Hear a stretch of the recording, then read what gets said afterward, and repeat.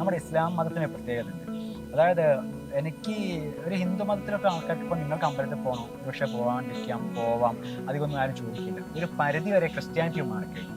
അവർ പിന്നെ ഓരോ മതഗ്രന്ഥങ്ങൾ വരെ പരിഷ്കരിക്കാൻ തയ്യാറായി. ഇപ്പം മാർപ്പാപ്പയൊക്കെ ഇതിനിപ്പം എന്താ ഈ പിന്നെ ഈ പല കാര്യത്തിലും മാറ്റങ്ങൾ പറയുന്നുണ്ട്. പക്ഷെ ഇസ്ലാം എന്ന് പറഞ്ഞാൽ ആ ഒരു 6-ാം നൂറ്റാണ്ടിൽ എഴുതി വെച്ച സാധനത്തിന് ഒരു വള്ളിപുള്ളി വ്യത്യാസമില്ല എന്ന് വിശ്വസിച്ചിട്ട് ആ ഒരു ധാർമ്മികത ജീവിക്കുന്ന സംഭവമാണ്.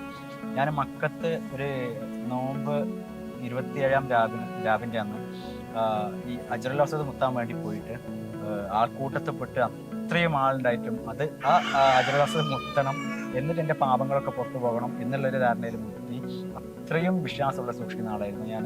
അപ്പോഴേക്ക് ഇസ്ലാമിൻ്റെ പ്രത്യേകത, അവർ ക്യാമറ കണ്ണുമായിട്ട് വരും ചോദ്യം ചെയ്യും. എന്തുകൊണ്ട് അങ്ങനെ? എന്തുകൊണ്ട് സലീംകുമാർ അതൊരു സിനിമ ചോദിക്കുമ്പോൾ എനിക്കാണോ ഭ്രാന്തായത് നാട്ടുകാർക്കാണോ ഭ്രാന്തായത് പ്രശ്നം എനിക്ക് എപ്പോഴും ഉണ്ടായി. അതായത് ഒരു തീർപ്പ് കൽപ്പില്ല. എന്നാലും എനിക്ക് തോന്നി ഒന്നുകൂടി വായിക്കാൻ വേണ്ടി ഞാൻ അണ്ടർലൈൻ ചെയ്ത് നന്നായിട്ട് വായിച്ചു. പിന്നെ അതിൻ്റെ ആ പ്രശ്നങ്ങൾ മനസ്സിലാക്കി ഞാൻ തഫ്സീർ ഗ്രന്ഥങ്ങൾ എടുത്തുകൊണ്ട് വന്നു. ഖുർആൻ്റെ മലയാളം പരിഭാഷ വായിച്ച സമയത്ത് അവിടെ എൻ്റെ സാധനം എനിക്ക് ശരിക്കും പറഞ്ഞാൽ കിളി പോയി. ഞാനിവിടെ ഇസ്ലാമിനെ മാത്രമല്ല കുറ്റം പറയുന്നത്. പലരും ചോദിക്കും എന്നോട് എന്തുകൊണ്ട് ഇസ്ലാം വിമർശനം നടത്തുന്നത്. ഇസ്ലാമിലാണ് ജനിച്ചു വളർന്നതും അതിൻ്റെ സൗകര്യങ്ങളും അസൗകര്യങ്ങളൊക്കെ ആയത്തിൽ തീവ്രമായിട്ട് അനുഭവിക്കുകയും ചെയ്ത ആളാണ് ഞാൻ. കൂടുതൽ പഠിച്ചത് ഞാൻ ഇസ്ലാമിൽ. അപ്പോൾ നമുക്ക് ആധികാരികമായിട്ട് വിമർശിക്കാനുള്ള ഒരു അർഹതയും അറിവും ഉള്ളത് ഇസ്ലാമാണ്. അതുകൊണ്ടാണ് ഇസ്ലാമിനെ വിമർശിക്കുന്നത്.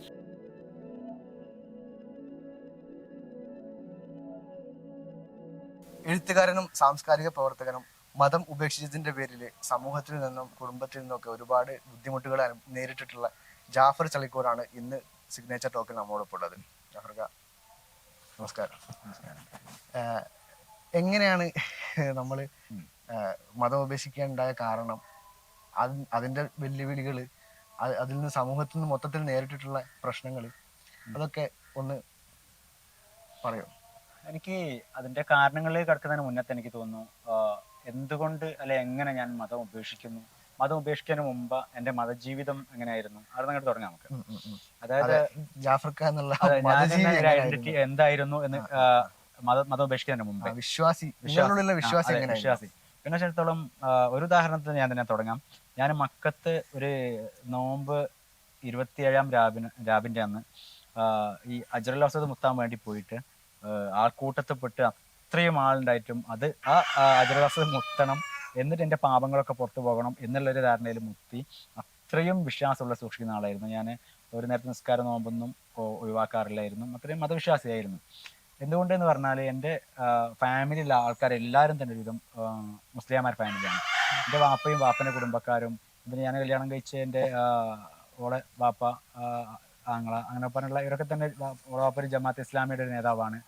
എൻ്റെ വാപ്പ കുടുംബക്കാരൊക്കെ എപി സുന്നി വിഭാഗത്തിൻ്റെ ആൾക്കാരാണ്. അങ്ങനെ എല്ലാം കൊണ്ടും എന്താ ഒരു ഓർത്തഡോക്സ് ഫാമിലിയിൽ നിന്ന് കടന്നു വന്ന ഒരാളാണ് ഞാൻ. അപ്പം അവര് സാധാരണ നമ്മൾ ജന്മം കൊണ്ട് എന്തിന് ജനിക്കുന്നു അതാണ് നമ്മളൊരു മതമായി തീരുന്നത്. അതുപോലെ കവിഞ്ഞ മതം ഒന്നുമില്ല. ഞാൻ പറയുന്ന പാരമ്പര്യ രോഗമാണ് മതം. കാരണം എന്താണ് നമ്മൾ അതിന് പാരമ്പര്യമായി പോരുന്നു, അല്ലാതെ ആരും മതം പഠിച്ച് മതം തിരഞ്ഞെടുത്തിട്ട് ഇത്ര വയസ്സ് കഴിഞ്ഞതിന് ശേഷം മതം സ്വീകരിക്കുക എന്നല്ല. അപ്പം എല്ലാവർക്കും അവരുടെ മതം മഹത്തരമാണ്, അതിൻ്റെ നന്മകൾ മാത്രം അവർ കൊട്ടിഘോഷിക്കും, മറ്റെല്ലാ മതം വിഡ്ഢിത്തമാണ്. പക്ഷെ ഈ മതം ഉണ്ടാവുന്നത് ഓൺലി ബൈ ബർത്ത്. അത് ഏതിലാണോ ജനിക്കുന്നത് അതുകൊണ്ടാണ് മതം ഉണ്ടാവുന്നത്. അതേപോലെ തന്നെ എനിക്കും മതം ചക്കരയായിരുന്നു. അതുകൊണ്ട് തന്നെ അങ്ങനെ ഞാൻ പോരുന്ന ആളായിരുന്നു. അതിനിടയ്ക്ക് ഞാൻ കുറച്ച് വർഷങ്ങൾക്ക് മുന്നേ എനിക്ക് വായനാശീലം ഉണ്ടായിരുന്നു. എഴുത്തിനെ പറ്റി നിങ്ങൾ പറഞ്ഞല്ലോ, ഈ കഥ കവിത ഒക്കെ എഴുതാൻ സ്കൂളിൽ പ്രായം കഴിഞ്ഞൊരു പ്രീ ഡിഗ്രി കോളേജിലോ പഠിക്കുമ്പോഴേക്ക് ഞാനൊരു എഴുത്തിൻ്റെ ഒരു മഴ ലോകത്തേക്ക് എത്തിപ്പെട്ട ആളായിരുന്നു. അപ്പം അക്കാലത്ത് നന്നായിട്ട് വായിക്കാറുണ്ടായിരുന്നു തന്നെ പറയാം, അഭിമാനത്തോടെ പറയാം. ഇക്കാലത്തൊക്കെ കുറഞ്ഞു പോയിട്ടുണ്ടെങ്കിലും അപ്പം കിട്ടുന്ന പുസ്തകങ്ങൾ ലൈബ്രറിയിലൂടെ വായിക്കും, എഴുത്തിലേക്ക് എത്തി. ഞാൻ കഥ കവിതക്കാരി 3-4 പുസ്തകങ്ങൾ പ്രസിദ്ധീകരിച്ചിട്ടുണ്ട്, കുറച്ച് അവാർഡുകളൊക്കെ കിട്ടിയിട്ടുണ്ട്. അപ്പം ആ ഒരു ലോകത്തിലേക്ക് വരുന്ന സമയത്തും ഞാൻ എൻ്റെ പിന്നെ അതേപോലെ കുറേ ക്ലബ്ബുകളായി സംഘടിപ്പിച്ച് സാംസ്കാരിക പ്രവർത്തനം നടത്താറുണ്ടായിരുന്നു. അതിൻ്റെ ഭാഗമായിട്ട് ഒരുപക്ഷെ ഇന്ത്യയുടെ പല സ്റ്റേറ്റുകളും പോകാൻ പറ്റിയിട്ടുണ്ട്. അപ്പം അങ്ങനെ നിൽക്കുന്ന സമയത്ത് ഒരുപക്ഷെ മതഗ്രന്ഥങ്ങളൊക്കെ ഞാൻ മറ്റു മതഗ്രന്ഥങ്ങളൊക്കെ വായിക്കാൻ തോന്നി. അപ്പം ആ മതഗ്രന്ഥങ്ങളൊക്കെ കുറേയൊക്കെ വായിച്ചു. അപ്പം അതിനുശേഷം എനിക്ക് എൻ്റെ സ്വന്തം മതത്തെ ഗ്രന്ഥങ്ങൾ വായിക്കണമെന്ന് എനിക്ക് തോന്നുന്നില്ലായിരുന്നു. കാരണം നമ്മുടെ മതത്തിലേക്ക് ഉറപ്പായിരുന്നു എനിക്കതിൽ തെറ്റുകുറ്റങ്ങളൊന്നും ഉണ്ടാവില്ല, കാര്യങ്ങളൊക്കെ അങ്ങനെയാണ് എല്ലാവരും പറയുമ്പോൾ ആ ധാരണയിലായിരുന്നു. പക്ഷെ ആ ഒരു ഇടയ്ക്ക് വായനയിലൂടെ വഴിതെറ്റിപ്പോയ ആളാണ് ഞാൻ. മതഗ്രന്ഥങ്ങൾ ആദ്യം ഖുർആൻ വായിച്ചു. ഖുർആൻ്റെ മലയാളം പരിഭാഷ വായിച്ച സമയത്ത് അവിടെ എൻ്റെ സാധനം എനിക്ക് ശരിക്കും പറഞ്ഞാൽ കിളി പോയി. അപ്പം എല്ലാ കാലത്തേക്കും സർവകാലത്തേക്കും എല്ലാ മനുഷ്യർക്കും വേണ്ടിയിട്ടുണ്ടായ ഒരു മനുഷ്യന്റെ ജീവിതത്തിന്റെ തത്വസംഹിതയാണ് ഖുർആൻ എന്ന സാധനം. അതിലെല്ലാ സംഗതികൾക്കുള്ള വിശദീകരണം ഉണ്ടെന്ന് പറയുന്നത്. നിങ്ങൾക്ക് എന്ത് സംഭവം ഉണ്ടോ എല്ലാ സംഗതികൾക്കുള്ള വിശദീകരണം ഉണ്ടത് എന്ന് പറഞ്ഞു. പക്ഷെ ഞാൻ വായിച്ചു നോക്കിയ സമയത്ത് ആധുനിക മനുഷ്യന്റെ ധാർമ്മികതയായിട്ട് ഒരു തരത്തിലും പൊരുത്തപ്പെട്ടു പോകുന്നില്ല ഈ ഖുർആൻ എന്ന ഗ്രന്ഥം. അതേപോലെ തന്നെയാണ് മറ്റ് മതഗ്രന്ഥങ്ങളൊക്കെ അങ്ങനെ തന്നെയാണ്. ഇതെല്ലാം ഒരു തരത്തിലുള്ള ഇപ്പം നമ്മൾ ഹിന്ദു പുരാണങ്ങളോ അല്ലെങ്കിൽ ഹിന്ദു മതഗ്രന്ഥങ്ങളോ ക്രിസ്തു മതഗ്രന്ഥങ്ങളോ ഒക്കെ എടുത്താലും നമുക്കിത് തന്നെയാണ് കണക്ക്. പ്രത്യേകത ഒന്നുമില്ല. അതൊന്നും ആധുനിക ധാർമ്മികതയായിട്ട് പൊരുത്തപ്പെടുന്ന സംഭവങ്ങളല്ല. അതൊക്കെ ഒരു പക്ഷേ ഏതെങ്കിലും കവികൽപ്പനകളിൽ നിന്ന് വന്നതോ അല്ലെങ്കിൽ ആ കാലഘട്ടത്തെ ധാർമ്മികമായിട്ട് മാത്രം എടുത്തു വെക്കാൻ പറ്റിയ സാധനങ്ങളിൽ നിന്ന് കൂട്ടിച്ചേർക്കപ്പെട്ടതോ അല്ലാതെ പുതുമയൊന്നുമില്ല. അങ്ങനെ എനിക്ക് മനസ്സിലായി. അപ്പം അതുകൊണ്ട് തന്നെയും അത് ഞാൻ പറഞ്ഞ ഖുർആൻ മാത്രമാണ് ഞാൻ വായിച്ചത്. അതുകൊണ്ട് തന്നെ എനിക്ക് ആദ്യ വായനയിൽ സംഭവിച്ച ആ പൊട്ടൽ ഞാൻ ആരോടും പറഞ്ഞില്ല. പക്ഷെ ഞാനത് ഉള്ളിലിട്ട് നീട്ടി. എനിക്ക് ഒരു പ്രശ്നമുണ്ട്, മതത്തിലെന്തോ വിഷയമുണ്ട്. പക്ഷെ ആധുനിക മനുഷ്യന് ഞാൻ എഴുത്തിലേക്കും വായനയൊക്കെ വന്നതിന് ശേഷം ഞാനും മനുഷ്യനാണെന്ന് ഒരു സംഭവമായിട്ട് ഒരു പദത്തിന് യോജിച്ചു പോകാത്തതുകൊണ്ട് ആ പ്രശ്നം എനിക്കുള്ളിൽ കയറുകയും അപ്പോഴും ഞാൻ മതാചാരങ്ങളും നിർത്തിയിട്ടില്ല. പിന്നെ എനിക്ക് തോന്നി ഒരുപക്ഷെ സലീം കുമാർ അതൊരു സിനിമ ചോദിക്കും പോലെ എനിക്കാണോ ഭ്രാന്തായാലും നാട്ടുകാർക്കാണോ ഭ്രാന്തായ പ്രശ്നം എനിക്ക് എപ്പോഴും ഉണ്ടായി. അതായത് ഒരു തീർപ്പ് കൽപ്പിക്കുകയാണ്. അന്നേരം എനിക്ക് തോന്നി ഒന്നുകൂടി വായിക്കാൻ തോന്നി. ഞാൻ അണ്ടർലൈൻ ചെയ്ത് നന്നായിട്ട് വായിച്ചു. പിന്നെ അതിൻ്റെ ആ പ്രശ്നങ്ങൾ മനസ്സിലാക്കി ഞാൻ തഫ്സീർ ഗ്രന്ഥങ്ങൾ എടുത്തുകൊണ്ട് വന്നു, ഇസ്ലാമിക ഗ്രന്ഥങ്ങൾ വായിച്ചു. പക്ഷേ നിങ്ങളെൻ്റെ വീട്ടിലെ ലൈബ്രറിയിൽ പരിശോധിക്കുകയാണെങ്കിൽ ഒരുപാട് പൈസ ഞാൻ ഇസ്ലാമിക ഗ്രന്ഥങ്ങൾ വാങ്ങാൻ ചിലവഴിച്ചിട്ടുണ്ട്, ഇപ്പോഴും ചിലവഴിക്കുന്നുണ്ട്. മറ്റു പുസ്തകങ്ങൾ ഞാൻ വാങ്ങുന്നുണ്ട് ആ കൂട്ടത്തിൽ. അപ്പം എനിക്ക് കൃത്യമായ ബോധ്യം വന്നു, എല്ലാ മതങ്ങളെയും പോലെ ഞാനിവിടെ ഇസ്ലാമിനെ മാത്രമല്ല കുറ്റം പറയുന്നത്. പലരും ചോദിക്കും എന്നോട് എന്തുകൊണ്ട് ഇസ്ലാം വിമർശനം നടത്തുന്നതെന്ന്. ഇസ്ലാമിലാണ് ജനിച്ചു വളർന്നതും അതിൻ്റെ സൗകര്യങ്ങളും അസൗകര്യങ്ങളൊക്കെ ആയത്തിൽ തീവ്രമായിട്ട് അനുഭവിക്കുകയും ചെയ്ത ആളാണ് ഞാൻ. കൂടുതൽ പഠിച്ചത് ഞാൻ ഇസ്ലാമിൽ. അപ്പോൾ നമുക്ക് ആധികാരികമായിട്ട് വിമർശിക്കാനുള്ള ഒരു അർഹതയും അറിവും ഉള്ളത് ഇസ്ലാമാണ്. അതുകൊണ്ടാണ് ഇസ്ലാമിനെ വിമർശിക്കുന്നത്. പക്ഷേ എല്ലാ മതങ്ങളെയും ഞാൻ പൊട്ടത്തരങ്ങൾ തന്നെയാണ് പറയുക. മാനവിക വിരുദ്ധമാണ്, സ്ത്രീ വിരുദ്ധമാണ്, ആധുനിക കാല ധാർമ്മികതയ്ക്ക് യോജിക്കുന്നതല്ല, ഒന്നുമല്ല. പിന്നെ അങ്ങനെ ഞാൻ ആ കാലഘട്ടത്തിൽ എന്ത് ചെയ്തു പറഞ്ഞാൽ കൃത്യമായിട്ട് ഇസ്ലാമിനെ പഠിക്കാൻ തീരുമാനിച്ച സമയത്ത് എനിക്ക് മനസ്സിലായി മറ്റു മതങ്ങളെപ്പോലെ തന്നെ ഇസ്ലാം പൊട്ടത്തരമാണ്. അപ്പം ആ മതം ഫോളോ ചെയ്യേണ്ടതില്ല എന്ന് മനസ്സിലായി. ഞാൻ ആർക്കും ദ്രോഹം ചെയ്യാതെ ഞാൻ ഈ മതം ഏകദേശം നിർത്തി ആധുനിക പൗരനായി ജീവിക്കാൻ തുടങ്ങി. എൻ്റെ വായന എഴുത്തിലേക്ക് പോയ സമയത്താണ് നമ്മുടെ ഇസ്ലാം മതത്തിന് പ്രത്യേകത ഉണ്ട്. അതായത് എനിക്ക് ഒരു ഹിന്ദു മതത്തിലൊക്കെ ആൾക്കാർക്ക് ഇപ്പം നിങ്ങൾക്ക് അമ്പലത്തിൽ പോകണോ, ഒരുപക്ഷെ പോവാം, അധികമൊന്നും ആരും ചോദിക്കില്ല. ഒരു പരിധി വരെ ക്രിസ്ത്യാനിറ്റി മാറിക്കഴിഞ്ഞു. അവർ പിന്നെ ഒരു മതഗ്രന്ഥങ്ങൾ വരെ പരിഷ്കരിക്കാൻ തയ്യാറായി. ഇപ്പം മാർപ്പാപ്പയൊക്കെ എന്തിനിപ്പം ഈ പല കാര്യത്തിലും മാറ്റങ്ങൾ പറയുന്നുണ്ട്. പക്ഷെ ഇസ്ലാം എന്ന് പറഞ്ഞാൽ ആ ഒരു 6-ാം നൂറ്റാണ്ടിൽ എഴുതി വെച്ച സാധനത്തിന് ഒരു വള്ളിപുള്ളി വ്യത്യാസമില്ല എന്ന് വിശ്വസിച്ചിട്ട് ആ ഒരു ധാർമ്മികത ജീവിക്കുന്ന സംഭവമാണ്. അതുകൊണ്ട് തന്നെ എനിക്ക് ശരിയല്ല എന്ന് തോന്നുന്നത് ഞാൻ എന്ത് ചെയ്തു, അവിടെ നിർത്തി പള്ളിയിലൊന്നും പോവാതെ അല്ലെങ്കിൽ ഇസ്ലാമിക കർമ്മങ്ങൾ ചെയ്യാതെയും അങ്ങനെയാണ് ഞാൻ ജീവിക്കാൻ തുടങ്ങിയത്. അപ്പോഴേക്ക് ഇസ്ലാമിൻ്റെ പ്രത്യേകത അവർ ക്യാമറ കണ്ണുമായിട്ട് വരും, ചോദ്യം ചെയ്യും. എന്തുകൊണ്ട് അങ്ങനെ, എന്തുകൊണ്ട് ഇങ്ങനെ. ഞാൻ ചോദിക്കുന്നത് അതായത് നിങ്ങൾ പ്രത്യേകിച്ച് ഇതുപോലൊരു നാട്ടിൽ നിൽക്കുന്ന സമയത്ത് എങ്ങനെയാണ് സമൂഹം നിങ്ങളെ വെറുതെ വിട്ടോ? അതാണ് അവിടെ നിന്നാണ് തുടങ്ങുന്നത്, ഫൈറ്റിങ് തുടങ്ങുന്നത്.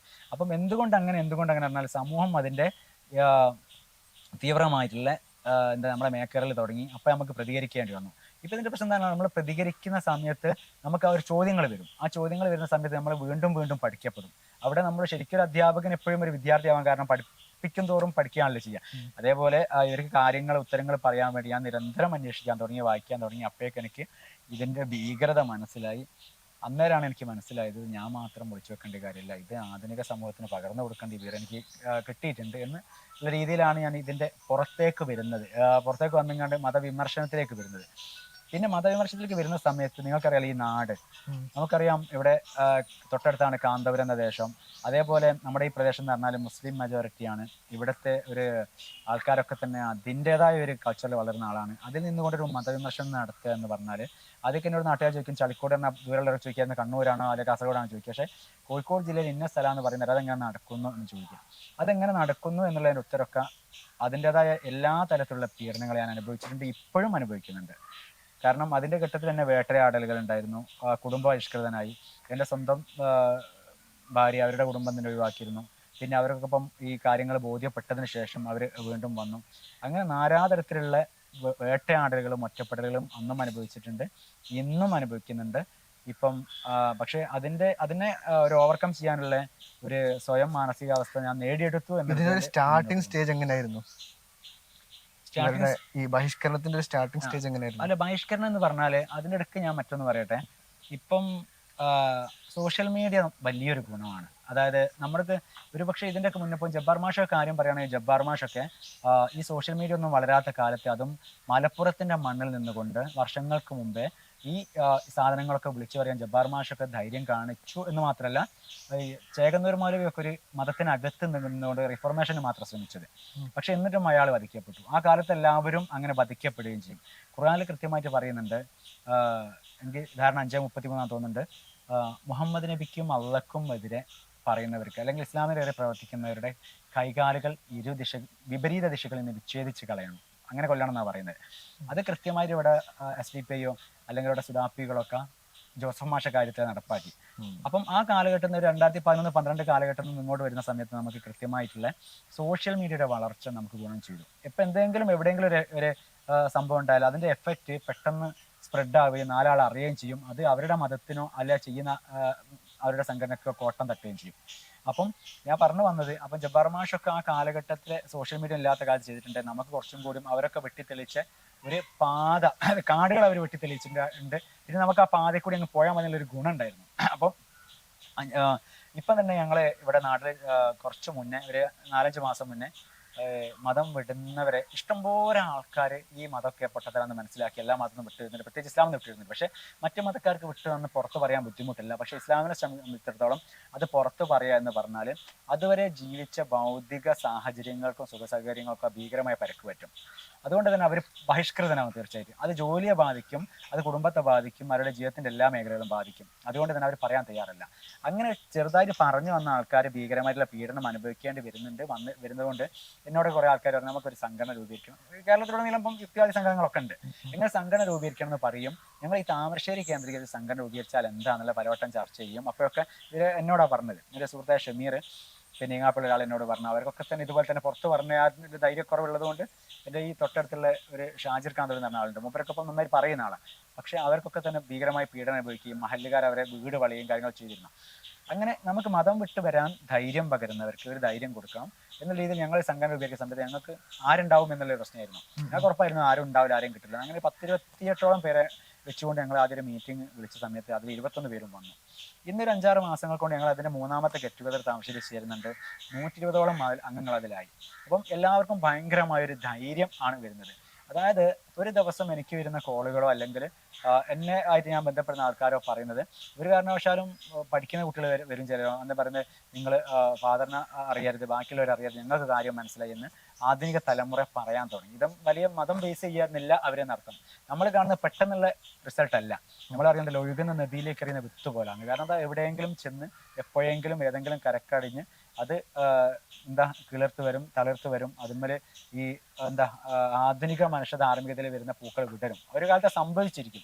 അതിനധികം കാലം വേണ്ട. അതിന്റെ ഒഴുക്ക് നമ്മൾ സോഷ്യൽ മീഡിയയിലെ കൂടിയാണ് കാണുന്നത്. ഞാൻ പറഞ്ഞു വരുന്നത് നിങ്ങളുടെ ചോദ്യത്തിന് എങ്ങനെ അത് തുടക്കം തുടങ്ങിയെന്ന് പറഞ്ഞാൽ, എനിക്ക് ആ സാധനങ്ങളൊന്നും ഇല്ലായിരുന്നു. എങ്ങനെ ഇപ്പോഴത്തെ സോഷ്യൽ മീഡിയ ഉണ്ടായി കൂടി ഞാനൊന്ന് സോഷ്യൽ മീഡിയ ഉപയോഗിക്കുന്നില്ലായിരുന്നു. എന്തിന് എൻ്റെ ഒരു സോഷ്യൽ വാട്സാപ്പോ ഫേസ്ബുക്ക് ഉപയോഗിക്കുന്ന ഫോൺ വരെ ആയിരുന്നില്ല. അതൊക്കെ ഞാൻ വൈകി ഉപയോഗിക്കാൻ തുടങ്ങി. അതില്ലായിരുന്നു, സംഘടനകളല്ലായിരുന്നു. എനിക്ക് ജബ്ബാർ മാഷെ പറ്റി പോലും അറിയില്ലായിരുന്നു. ഞാൻ ഇതൊക്കെ പൊട്ടത്തരാന്ന് എൻ്റെ വായനശീലം കൊണ്ട് മനസ്സിലാക്കി. എല്ലാവരും ഒരു മതത്തിൽ നിന്ന് പുറത്തെയാടെന്ന് പറഞ്ഞാൽ, ഒരു പക്ഷേ ആദ്യം നമ്മളൊരു സുന്നി ഒരു വിശ്വാസിയാണെങ്കിൽ നമുക്ക് ദേശയുടെ പുരോഗമനം തോന്നുന്ന സമയത്ത് നമ്മൾ എന്താ പറയും, സുന്നി വിശ്വാസികൾ എന്ന് പറഞ്ഞാൽ അവർ മുലൂതും നേർച്ചയും ആണ്ടോ കഴിക്കുന്ന ആളല്ലേ, അതിനേക്കാളും പുരോഹിതന്റെ മുജാഹിദും ചാടും, ജമാഅത്ത് ഇസ്ലാമി ചാടും, ഘട്ടം ഘട്ടമായിട്ട് ചാടും. പക്ഷെ ഞാൻ ഡയറക്റ്റ് ഒരു തീവ്ര സുന്നി വിശ്വാസിയിൽ നിന്ന് ഞാൻ എല്ലാ SSFലൊക്കെ സജീവമായി പ്രവർത്തിക്കുകയായിരുന്നു. എല്ലാ മർക്കസ് സമ്മേളനങ്ങൾക്കും പോകുമായിരുന്നു. അപ്പോൾ അങ്ങനെയൊക്കെ പോയി ഡയറക്റ്റ് എടുത്ത് ഞാൻ യുക്തിവാദത്തിലേക്ക് ചാടിയ ആളാണ്. അപ്പം അങ്ങനെ എനിക്ക് ഡയറക്റ്റ് ചാടിയത്. അങ്ങനെ ആൾക്കാർ കുറവാണ്. ഞാൻ പരിചയപ്പെടുന്ന സമയത്ത് അങ്ങനെ ആൾക്കാർ കുറവാണ്. അവർക്ക് ഏതെങ്കിലും ഒരു ബൈപ്പാസ് കൂടിയാണ് അവർ ചാടി. ഇൻഫ്ലുവൻസ് ചെയ്യാൻ വേറെ ആരും ഉണ്ടായിരുന്നില്ല, നമുക്ക് സ്വന്തം തോന്നിയിട്ട് തന്നെ പുറത്തു തോന്നിയാണ്. പക്ഷെ ഇത് പറയണം, വിളിച്ചു പറയണം എന്ന് തോന്നുന്ന സമയത്ത് നമുക്ക് എവിടെ ഒരു പ്ലാറ്റ്ഫോമും ഇല്ലായിരുന്നു. എന്താ ചെയ്യേണ്ടതെന്ന് അറിയില്ല, കിളി പോയി. അത് തന്നെ. അപ്പോൾ നമ്മളെ പോലെ ചിന്തിക്കുന്നവരുണ്ട് എന്ന് പോലും എനിക്കറിയില്ല. എൻ്റെ ഒരു സുഹൃത്തിൻ്റെ അവിടെ മനോജ് എന്ന് പറയും, നമ്മൾ ഈ ഇസ്ലാം ഫിറ്റിംഗസിലൊക്കെ ഉള്ള ഒരാളാണ്. അപ്പോൾ അയാൾ എന്നോട് പറഞ്ഞു ജബ്ബാർ മാഷിൻ്റെ ഒരു വീഡിയോ ഉണ്ട്. ഏകദേശം അതിനൊക്കെ ശേഷമാണ് എനിക്ക് തോന്നുന്നത് ഞാൻ ഫോൺ വാങ്ങുന്നതും കാര്യങ്ങളൊക്കെ ഈ യൂട്യൂബൊക്കെ സന്ദർശിക്കുന്നത്. അപ്പം പിന്നെ എനിക്ക് കാര്യങ്ങളൊക്കെ ഇങ്ങനെ ബോധ്യപ്പെട്ടു. തുടക്കകാലങ്ങളിൽ വളരെ ഒരു പ്രശ്നമായിരുന്നു പറയാൻ. ഭീകരമായിട്ട് പീഡനങ്ങൾ അനുഭവിച്ചിട്ടുണ്ട്. പലരും എന്നെ എന്താ കൊല്ലാൻ കൊട്ടേഷൻ കൊടുക്കാന്ന് പറഞ്ഞ രീതിയിലുള്ള സംസാരങ്ങൾ ഉണ്ടായിട്ട് ഇപ്പോഴും ഫേസ്ബുക്കിലും കാര്യങ്ങളൊക്കെ അങ്ങനെ ഉണ്ടായിട്ടുണ്ട്. അങ്ങനെ വരെ ഉണ്ടായിട്ടുണ്ട്. ഞാനപ്പോൾ അതിനെ തുടർന്ന് പറയാൻ ഉദ്ദേശിക്കുന്നില്ല. കാര്യം ആ രീതിയിലുള്ള നമ്മുടെ സ്വന്തക്കാർ വരെ ആ ഒരു അവസ്ഥയിൽ മുന്നോട്ട് പോകുന്ന കാര്യങ്ങൾ ഉണ്ടായിട്ടുണ്ട്. പിന്നെ ഇപ്പോഴും ഫേസ്ബുക്കിലും വാട്സപ്പിലൊക്കെ വരും. ലാസ്റ്റ് ഞാനിപ്പോൾ എത്തിപ്പെട്ട് കിടക്കുന്ന പറഞ്ഞാൽ എനിക്കെതിരെ മതവാദികൾ അഴിഞ്ഞു കാര്യമുണ്ട്. ഇപ്പോഴും 153 ചാർജ് ചെയ്ത് മതകലാപത്തിന് ആഹ്വാനം ചെയ്തു എന്ന് പറഞ്ഞാൽ ഉള്ളത് പറഞ്ഞാൽ ഉള്ളു കൊള്ളുന്ന മതമാണ് ഇസ്ലാം. ഞാൻ ഇവരെ ഹദീസിലും കിതാബിലും ഖുർആനൊക്കെ ഉള്ള കാര്യങ്ങൾ മാത്രമേ പറഞ്ഞത്.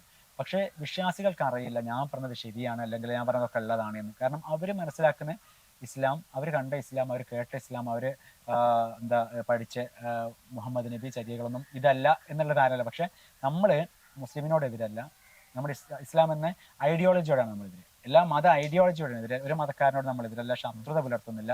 കാരണം എല്ലാവരും മതത്തിന്റെ ഇരകളാണ്, ജന്മം കൊണ്ട് മാത്രം ഇരയാക്കപ്പെട്ടവരാണ്. നിങ്ങളുടെ ഈ വിമർശനങ്ങളൊക്കെ വെച്ചാൽ ഭയങ്കര തീവ്രമായിട്ടുള്ള വിമർശനങ്ങളാണ് നിങ്ങളുടെ പിന്നെ ഫേസ്ബുക്കിലായാലും സ്റ്റാറ്റസുകളിലായാലും ഒക്കെ കാണാറുള്ളത്. അപ്പോൾ ഇതൊക്കെ കാണുന്ന സമയത്ത് ബാക്കിയുള്ള ആൾക്കാർ അതിനോട് പ്രതികരിക്കുന്നത് എങ്ങനെയാണ്? ഈ വിമർശനങ്ങൾ ഈ അത്യാവശ്യം പുരോഗമനമായി ചിന്തിക്കുന്ന ആൾക്കാർ പോലും പറയുന്നത് ഞാൻ കേട്ടിട്ടുണ്ട്, എന്നാൽ കുറച്ചൊരു തീവ്രത കുറച്ച് വിമർശിച്ചുകൂടെയാണ്. അങ്ങനെ നിങ്ങളും കേട്ടിട്ടുണ്ടാവുന്നതാണ് ഞാൻ വിചാരിക്കുന്നത്. അപ്പൊ അതിനെക്കുറിച്ച് നിങ്ങൾക്ക് എന്താ പറയാനുള്ളത്? രണ്ട് വശം എനിക്ക് പറയാനുള്ളത്. അതായത് ഇസ്ലാം വിമർശകർ അല്ലെ മതവിമർശകർ തന്നെ രണ്ട് തരത്തിൽ വിമർശിക്കാം. ഒന്ന് തീവ്രത വിമർശിക്കുന്നവരുണ്ടാവും, ഒന്ന് തീവ്രത കുറഞ്ഞ വിമർശിക്കുന്നവരുണ്ടാവും. ഞാൻ മനസ്സിലാക്കിയത്തോളം ഈ തീവ്രത എങ്ങനെ വരുന്നതെന്ന് പറഞ്ഞാൽ, ഒരു മതം വിട്ട് പുറത്തു വരുന്ന സമയത്ത് എനിക്ക് അനുസരിച്ച് ആധുനിക ധാർമ്മികതയിൽ ഇന്ത്യൻ ഭരണഘടന അനുസരിച്ചുകൊണ്ട് എനിക്ക് ജീവിക്കാൻ പറ്റുമായിരുന്നെങ്കിൽ എനിക്കൊരു മതവിമർശനം ആവേണ്ട കാര്യമില്ലായിരുന്നു.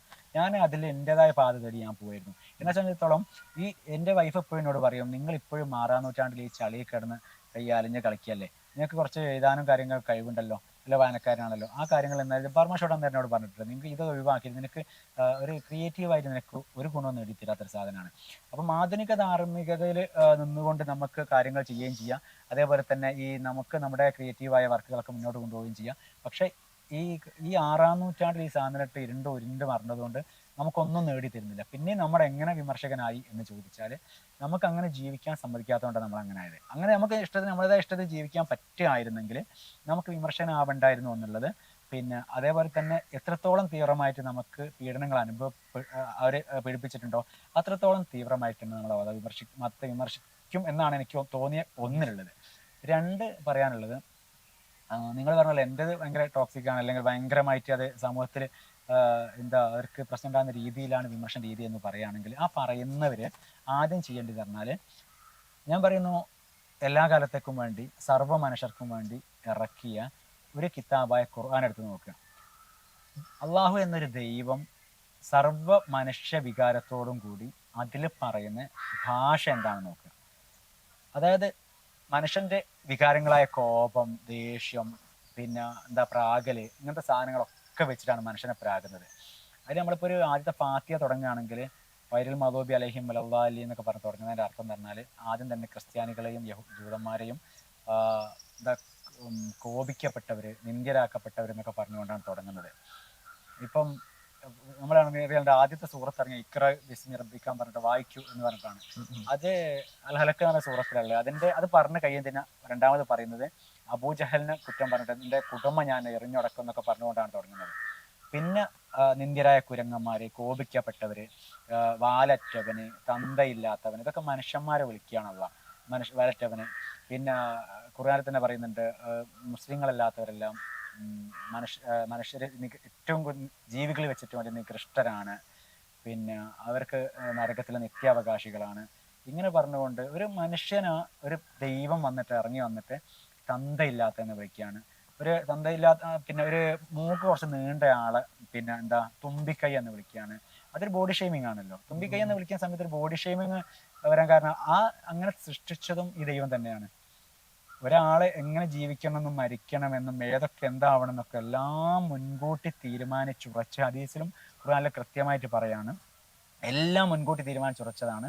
4-ാം മാസത്തിൽ തന്നെ അള്ളാഹു അങ്ങനെ തീരുമാനിച്ചു കഴിഞ്ഞാണ്. ഒന്നിലൊരു മാറ്റവും ഉണ്ടാവില്ല.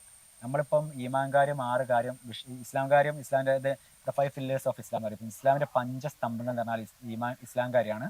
ഈമാൻ കാര്യം 6 കാര്യം. അതിൽ 6-ാമത്തെ കാര്യം അൽ ഖദരി ഹൈരിയ വശനീഹി മിൻ അള്ളാഹി തആല എന്നറിയും. എല്ലാ നന്മയും തിന്മയും അള്ളാഹിൽ നിന്ന് ഉണ്ടായാൽ ഉള്ളതാണെന്ന് വിശ്വസിച്ചാലേ നമുക്ക് അയാൾ പിന്നെ ഒരു മതവിശ്വാസിയായുള്ളൂ. അപ്പം എല്ലാം അള്ളാഹുവിൽ നിന്നാണ് വിശ്വസിക്കണം, എല്ലാ നന്മയും തിന്മയും. ഇവിടെ വെറുതെ ഒരു പാവർ ഇബ്ലീസിനോട് എടുത്തിടുകയും ചെയ്തിട്ടുണ്ട് കേട്ടോ. അങ്ങനെ അതേപോലെ എല്ലാം മുൻകൂട്ടി തീരുമാനിക്കുകയും എല്ലാം അള്ളാഹ് തന്നെ തീരുമാനിക്കും. 4 മാസത്തിൽ ഒരാളുടെ കർമ്മവും പ്രതിഫലനവും ഒക്കെ എന്താവണമെന്ന് മുൻകൂട്ടി തീരുമാനിച്ചു അതിൽ ഒരു മാറ്റവും വരുത്താൻ പറ്റില്ല എന്ന് ഹദീസും ഖുർആനിലൊക്കെ ഉണ്ട്. എന്നിട്ട് നമ്മൾ എന്തിനു പ്രാർത്ഥിക്കും എന്നുള്ളത് എനിക്ക് അറിയില്ല. അതേപോലെ തന്നെ എല്ലാ കാര്യങ്ങളും അള്ളാഹ് ചെയ്യുന്നത് അറിയും. എന്നിട്ട് ഇവിടെ ബാക്കിയുള്ളവരൊക്കെ ചെയ്യുന്നതിനെ കുറ്റക്കാരനാക്കുകയും ചെയ്യുന്നതിൽ വലിയ പ്രശ്നമുണ്ട്. അവിടെ ഈ ദൈവമാണ് ഒരു മഹാക്രമി അല്ലെങ്കിൽ ആയി മാറുന്നത്. എല്ലാം ദൈവമല്ല ചെയ്യുന്നത്. ഒരുപക്ഷെ 60 ലക്ഷം ജൂതന്മാരെ ഹിറ്റ്ലർ കൊന്നിട്ടുണ്ടെങ്കിൽ അത് കൊല്ലുമെന്ന് അള്ളാഹു ആദ്യം മുൻകൂട്ടി തീരുമാനിച്ചു വെച്ചതാണ്. ഈ 60 ലക്ഷം ജൂതന്മാരും ഹിറ്റ്ലറുടെ കൈകളാൽ വധിക്കപ്പെടുമെന്ന് അള്ളാഹു മുൻകൂട്ടി തീരുമാനിച്ചാണ്. അപ്പോൾ അവിടെ തെറ്റുകാരന് ദൈവമായി മാറുകയാണ്. ഇവിടെ ജാഫർ ഇന്ന രീതിയിലൊക്കെ മതവിമർശനം നടത്തണമെന്ന് ആദ്യം ദൈവം തീരുമാനിച്ചു വെച്ചതാണ്. അത് മാത്രമേ ഞാൻ ചെയ്യുന്നുള്ളൂ, ഞാനൊന്നും ചെയ്യുന്നില്ല. ഇപ്പം നമുക്ക് ഇവിടെ നിന്നുകൊണ്ട് ഇത് ചെയ്യണം എന്ന് പറഞ്ഞാൽ ദൈവം തീരുമാനിച്ചു വെച്ചതാണ്. അപ്പം ഇങ്ങനെയൊക്കെ ദൈവം തീരുമാനിച്ചു വെച്ചിട്ടും ഇങ്ങനെ ഒരു കോപിക്കുന്ന പറയുന്ന ദൈവം ഖുർആനിലുടനീളം നമ്മൾ വായിച്ചാൽ ഒരു ദൈവത്തിന്റെ ഭാഷ. ഞാൻ പറയട്ടെ, മുഹമ്മദ് നബി ബദറിലേക്ക് അനുയായികളൊക്കെ ആയിട്ട് കടന്നു ചെല്ലുകയും മക്കത്തേക്ക് കടന്നു ചെല്ലുകയും പിന്നെ അതേപോലെ മക്ക കീഴടക്കി. പിന്നെ ബദർ യുദ്ധം നടന്നതിന് ശേഷം മുഹമ്മദ് നബീനെ വിമർശിച്ചിരുന്ന നാട്ടുപ്രമാണിമാരുടെ 10-20ഓളം പേരുടെ ശവശരീരങ്ങൾ എന്ത് ചെയ്യണമെന്ന് ചോദിച്ച സമയത്ത് അത് തൊട്ടടുത്തുള്ള അഴുക്ക് കിണറിലേക്ക് വലിച്ചെറിയാൻ പറയും. എന്നിട്ട് ആ കിണറിന്റെ കരമ പോയിട്ട് അവരെ എല്ലാവരെയും ശവങ്ങൾ നോക്കി തെറി പറയുകയും ചെയ്തിട്ടുണ്ട്. കൃത്യമായ ഹദീസാണ് ഇതൊക്കെ. അതൊന്നും വിശ്വാസികൾക്ക് അറിയില്ല.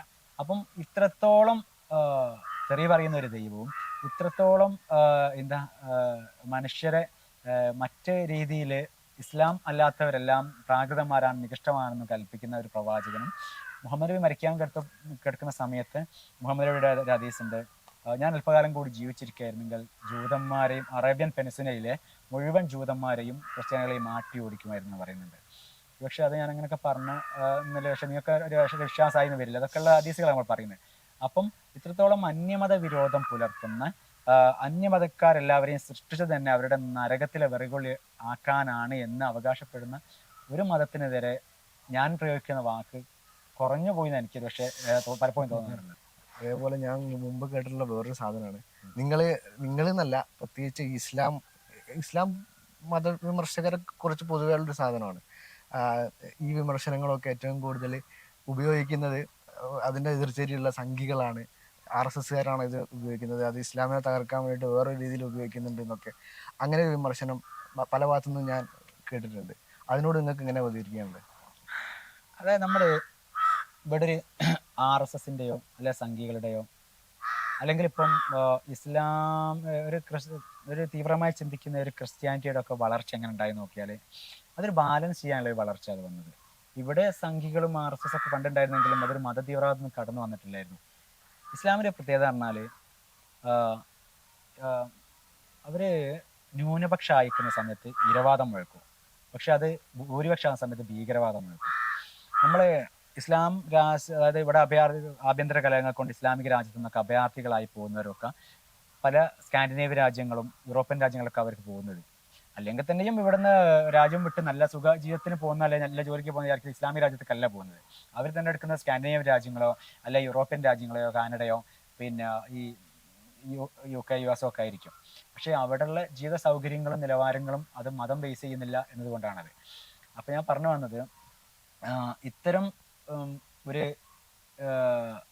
സംഘികളുടെ വളർച്ച എന്ന് പറഞ്ഞാൽ അല്ലെങ്കിൽ ബാക്കിയുള്ള മതക്കാരുടെ ഇത്തരം തീവ്രമായി ചിന്തിക്കുന്ന വളർച്ച എന്ന് പറഞ്ഞാൽ അത് ഇസ്ലാമിൽ നിന്നുള്ള ഒരു തീവ്രമായ സംഭവം ഉണ്ടാവുന്നതും ഒരു പേരാകുന്ന സമയത്ത് പ്രശ്നം ഉണ്ടാവില്ല. ഒരു കൂട്ടം പേര് ഇസ്ലാം ആ സമയത്ത് അവർക്ക് ജിഹാദ് എന്ന് പറഞ്ഞാൽ ഇസ്ലാമിൻ്റെ അടിസ്ഥാന തത്വമാണ്. അപ്പം ഒരു ഭരണഘടന മതരാഷ്ട്രവാദം ആവുന്നത് വരെ പിന്നെ പ്രവർത്തിക്കാൻ പറയുന്നുണ്ട്. ഇപ്പം ഈ ജമാഅത്തെ ഇസ്ലാമിയൊക്കെ എന്ന് പറഞ്ഞാൽ ഒരു കാലത്തിനനുസരിച്ച് കോലം മാറുന്ന ഓന്തിന്റെ സ്വഭാവം ഉണ്ടെന്ന് പറയാം നമ്മൾ. കാരണം അവർ ഏത് രാജ്യത്താണ്, ഇവിടുത്തെ ബംഗ്ലാദേശിൽ ജമാഅത്തെ ഇസ്ലാമി നോക്കിയാൽ ഒരു ജമാഅത്ത് ഇസ്ലാമി ഒരു മുഖമായിരിക്കും, പിന്നെ പാകിസ്ഥാൻ ജമാഅത്തെ ഇസ്ലാമി നോക്കിയ ഒരു മുഖമായിരിക്കും. പക്ഷെ ഇപ്പോഴൊക്കെ ഇന്ത്യയിൽ അല്ലെ കേരളത്തിൽ വന്ന് നോക്കിയാൽ അവർ കുറെ പത്രം നടത്തുക, മാസിക നടത്തുക, സാഹിത്യ പുരോഗമനം അതിന്റെ അടിസ്ഥാനം എന്താണെന്ന് പറഞ്ഞാൽ അബുൽ അലാ മൗദൂദിന്റെ ഗ്രന്ഥങ്ങളിന്റെ കുറെ ഉണ്ട്. ആ ഗ്രന്ഥങ്ങൾ വായിച്ചാൽ മതി. അത് ഇസ്ലാമിക രാഷ്ട്രത്തിലേക്കുള്ളൊരു നയിക്കുക എന്ന് പറയുന്നത്. നിങ്ങൾ ഇസ്ലാമിക, അതായത് ഇപ്പം ഈ ഷെയ്ഖ് മുഹമ്മദ് കാരക്കുന്നൊക്കെ ഈ അടുത്തും പറഞ്ഞിട്ടുണ്ട്, ദൈവേതര വ്യവസ്ഥയ്ക്ക് കീഴ്പ്പെടുന്ന ഒന്നിനെയും അംഗീകരിക്കാൻ പറ്റില്ല. അതൊരു ജനാധിപത്യത്തെ അംഗീകരിക്കാൻ പറ്റില്ല, ഒരു ജനാധിപത്യ വിശ്വാസികളെ അംഗീകരിക്കാൻ പറ്റില്ല. ഈ ഒരു 5-6 മാസം മുമ്പാണ് ഇന്ത്യൻ്റെ ഭരണഘടനയിൽ അനുശാസിക്കുന്ന രീതിയിലുള്ള വോട്ട് ചെയ്യുക കാര്യങ്ങൾ ഇന്ത്യൻ ഭരണഘടനയിൽ പങ്കാളിയാവാണ് ജമാഅത്തെ ഇസ്ലാം സർക്കുലർ ഇറക്കുന്നത്. അപ്പം ഇസ്ലാമിന്റെ അടിസ്ഥാന സത്ത എന്ന് പറയുന്നത് മതരാഷ്ട്രത്തിന് വേണ്ടി ശ്രമിക്കുകയും അത് നടപ്പാക്കുകയും തന്നെ ചെയ്യാന്നുള്ളതാണ്. അതിന്റെ നമ്മൾ ഇവിടെ കാണുന്ന കേരളത്തിന്റെ ഒരു മിക്സഡ് കൾച്ചറിൽ കാണുന്ന ഒരു അങ്ങോട്ടും ഇങ്ങോട്ടും കൊണ്ടും കൊടുത്തുള്ളൊരു അവസ്ഥ അല്ല അത്. അപ്പം അതിൽ നിന്നുകൊണ്ട് ഇസ്ലാം എന്ത് ചെയ്യുന്ന പറഞ്ഞാൽ കുറച്ച് കൂടുതൽ ആളായാലും അവിടെ ഭീകരവാദത്തിന് ശ്രമിക്കുകയും അങ്ങനെ ഇസ്ലാം ആ ഒരു അവസ്ഥ ഉള്ളത് കൊണ്ട് അതിനെ പ്രതിരോധിക്കുക എന്നുള്ള രീതിയിലാണ് ഇന്ത്യയിലെ സംഗീതത്തിന്റെ വളർച്ചയെ നോക്കിയാലും പലർക്കും നമുക്ക് കാണാൻ പറ്റുക. ഇപ്പം തന്നെ ഗാസയിൽ സംഭവിച്ചത് ഉറങ്ങിക്കിടക്കുന്ന പുല്ലിനെ പോയിട്ട് പൂച്ച പോയി മാന്തി. ഈ ഗാസയുടെ ഒക്കെ ചരിത്രം നമ്മൾ പരിശോധിക്കുന്ന സമയത്ത് കുറെ പിന്നിലേക്ക് പോകണം, വർഷങ്ങൾക്ക് മുമ്പ്. അവിടെയും ചെന്നെത്തുക നമ്മൾ ഇസ്ലാമിന്റെ ജൂതവിരോധത്തിലേക്ക് എത്തുക. ഓരോ ജൂതന്മാരും ഒരെയും കൊന്നു കഴിയുന്നവരെ ഈ കിയാമത്ത് നാൾ ഉണ്ടാവില്ല എന്നാ പറയുന്നത്. ഇതിൽ പറയുന്നുണ്ട്, ഹദീസ് പറയുന്നുണ്ട്. അതായത് എല്ലാ ജൂതന്മാരെയും മുസ്ലിങ്ങൾ കൊന്നൊടുക്കുന്ന ഒരു നാൾ വരും. അപ്പം ഗർഗദ് മരം എന്നൊരു മരമുണ്ട്, അതിന്റെ പിന്നിൽ കുറെ ജൂതന്മാർ ഒളിച്ചിരിക്കും. അപ്പൊ ആ ഒളിച്ചവരെ കൊല്ലാൻ പറ്റില്ല, കാരണം അവർ ആ ജൂതമരം ആ ഗർഗദ് മരം ജൂതന്മാരുടെ മതമാണ് എന്നൊക്കെ പറയുന്നത്. അപ്പൊ ഇതൊക്കെ പ്രശ്നം എന്താ പറഞ്ഞാല്, ഒരു കുട്ടി, നമ്മൾ ഒരുപക്ഷെ ജൂതനെ കണ്ടിട്ട് പോലും ഉണ്ടാവില്ല അല്ലെ, നമ്മൾ ഈ കേരളത്തിൽ പലരും ജൂതനെ കണ്ടിട്ട് പോലും ഇല്ലാത്തൊരു കുട്ടി വരെ ജനിച്ചു മുതൽ ജൂതവിരോധം പേറേണ്ടി വരികയാണ്. ഇസ്ലാമിൽ എവിടെ നോക്കിയാലും, ഞാൻ ഈ കഴിഞ്ഞ മാസം മലപ്പുറത്തെ പ്രഭാഷണം നടത്തിയത് ജൂതവിരോധത്തിന്റെ ഇസ്ലാമിന്റെ ജൂതവിരോധത്തിന്റെ ആയങ്ങൾ എന്നും പറഞ്ഞുകൊണ്ട്. അപ്പം ഈ ഖുർആനിലുടനീളം വിരോധം കാണാം നമുക്ക്. എന്തുകൊണ്ട് മുഹമ്മദ് 13 വർഷക്കാലം മക്കയിൽ നിന്നുകൊണ്ട് പ്രബോധനം നടത്തിയിട്ട് വിരലിലുണ്ടാവുന്ന ഒരു വിശ്വസിച്ചു, ഏകദേശം ഒരു 10-12 പേര് വിശ്വസിച്ചു, ആരും വിശ്വസിച്ചില്ല. ഒരു തത്വശാസ്ത്രം പുതുതായിട്ട് കൊണ്ടുവരുന്ന സമയത്ത് നമുക്കത് വിശ്വസിപ്പിക്കാൻ പറ്റുന്നു. പലപ്പോഴും തെളിവുകളെ ചോദിക്കുന്നുണ്ട്. ഒരു സുപ്രഭാതത്തിൽ ഒരു മനുഷ്യ ജീവി ഒരു ചിറകുള്ള ഒരു കുതിരപ്പുറത്ത് ഒരു ബുറാക്ക് എന്ന വാഹനത്തെ പോയിട്ട് 7 ആകാശവും അവിടെ സ്വർഗവും നരകവും മസ്ജിദിൽ അക്സയിലൊക്കെ പോയി കണ്ട് അവിടെ നിസ്കാരമൊക്കെ ഉണ്ട് എന്ന് പറയുന്ന സമയത്ത് രാത്രി പോയി പിറ്റേന്ന് രാവിലെ അവിടെ തന്നെ ഉണ്ടായിട്ട് കാര്യം, അത് തെളിവ് ചോദിക്കാൻ നമുക്ക് തെളിവ് കൊണ്ടുവരാൻ പറ്റണം. മക്കയിൽ 360 വിഗ്രഹ ദൈവങ്ങളെ ഒരുമിച്ച് ആരാധിച്ച് പോരുന്ന ആ കാലത്തുള്ള ഒരു മക്കാ ഖുറൈശികളുടെ ഇടയിലേക്ക്, മക്കാ മുശ്രിക്കുകളുടെ ഇടയിലേക്ക് അതിൽ നിന്ന് ഒരു ദൈവത്തെ മാത്രം, മുഹമ്മദിന്റെ കുടുംബ ദൈവമായ അള്ളാഹു എന്ന ദൈവത്തെ മാത്രം അടർത്തി മാറ്റിയിട്ട് അതാണ് ദൈവം എന്ന് സ്ഥാപിക്കുന്ന സമയത്ത് ഉടനീളം ഖുർആനിൽ ചോദിക്കുന്നുണ്ട്, തെളിവ് ചോദിക്കുന്നുണ്ട്. അപ്പോഴേക്ക് അള്ളാഹു ആയത്തിറക്കും, എല്ലാ തെളിവുകളും അള്ളാഹുവിന്റെ അടുക്കലാണ്, അവർ നിന്നോട് തെളിവുകൾ ചോദിക്കുന്ന എല്ലാ തെളിവുകളും അള്ളാഹുവിന്റെ അടുക്കലാണ് എന്ന് പറഞ്ഞ് അരി എത്രയും ചോദിക്കാൻ പാറ ഞാൻ പറഞ്ഞ ഒഴിഞ്ഞു മാറുക ചെയ്യുന്നത്. അന്നൊരു തെളിവ് വ്യക്തമായി കൊടുത്തിട്ടുണ്ടായിരുന്നെങ്കിൽ ഇന്ന് മുസ്ലിങ്ങളില്ലാത്ത ആരും ഉണ്ടാവില്ലായിരുന്നു. അതേപോലെ തന്നെ അള്ളാഹുവിനെ പറ്റി ഏറ്റവും അമലി എന്ന് പറഞ്ഞാല് കുൻ ഫയക്കൂൻ, ഉണ്ടാവുമെന്ന് പറഞ്ഞാൽ ഉണ്ടാക്കാൻ കഴിവുള്ള അള്ളാഹുവിന് സ്വന്തം ഞാനുണ്ട് എന്ന് സ്ഥാപിക്കാൻ ജനങ്ങളെ ബോധ്യപ്പെടുത്താൻ പറ്റില്ല. ഇവിടെ ഇപ്പം 3 കോടി ദൈവങ്ങളുണ്ട്, ഒരുപാട് ദൈവങ്ങളുണ്ട്, പക്ഷെ പലരെയും ആരാധിക്കുന്നവരുണ്ട്, ഒക്കെ ചെയ്യുന്നുണ്ട്.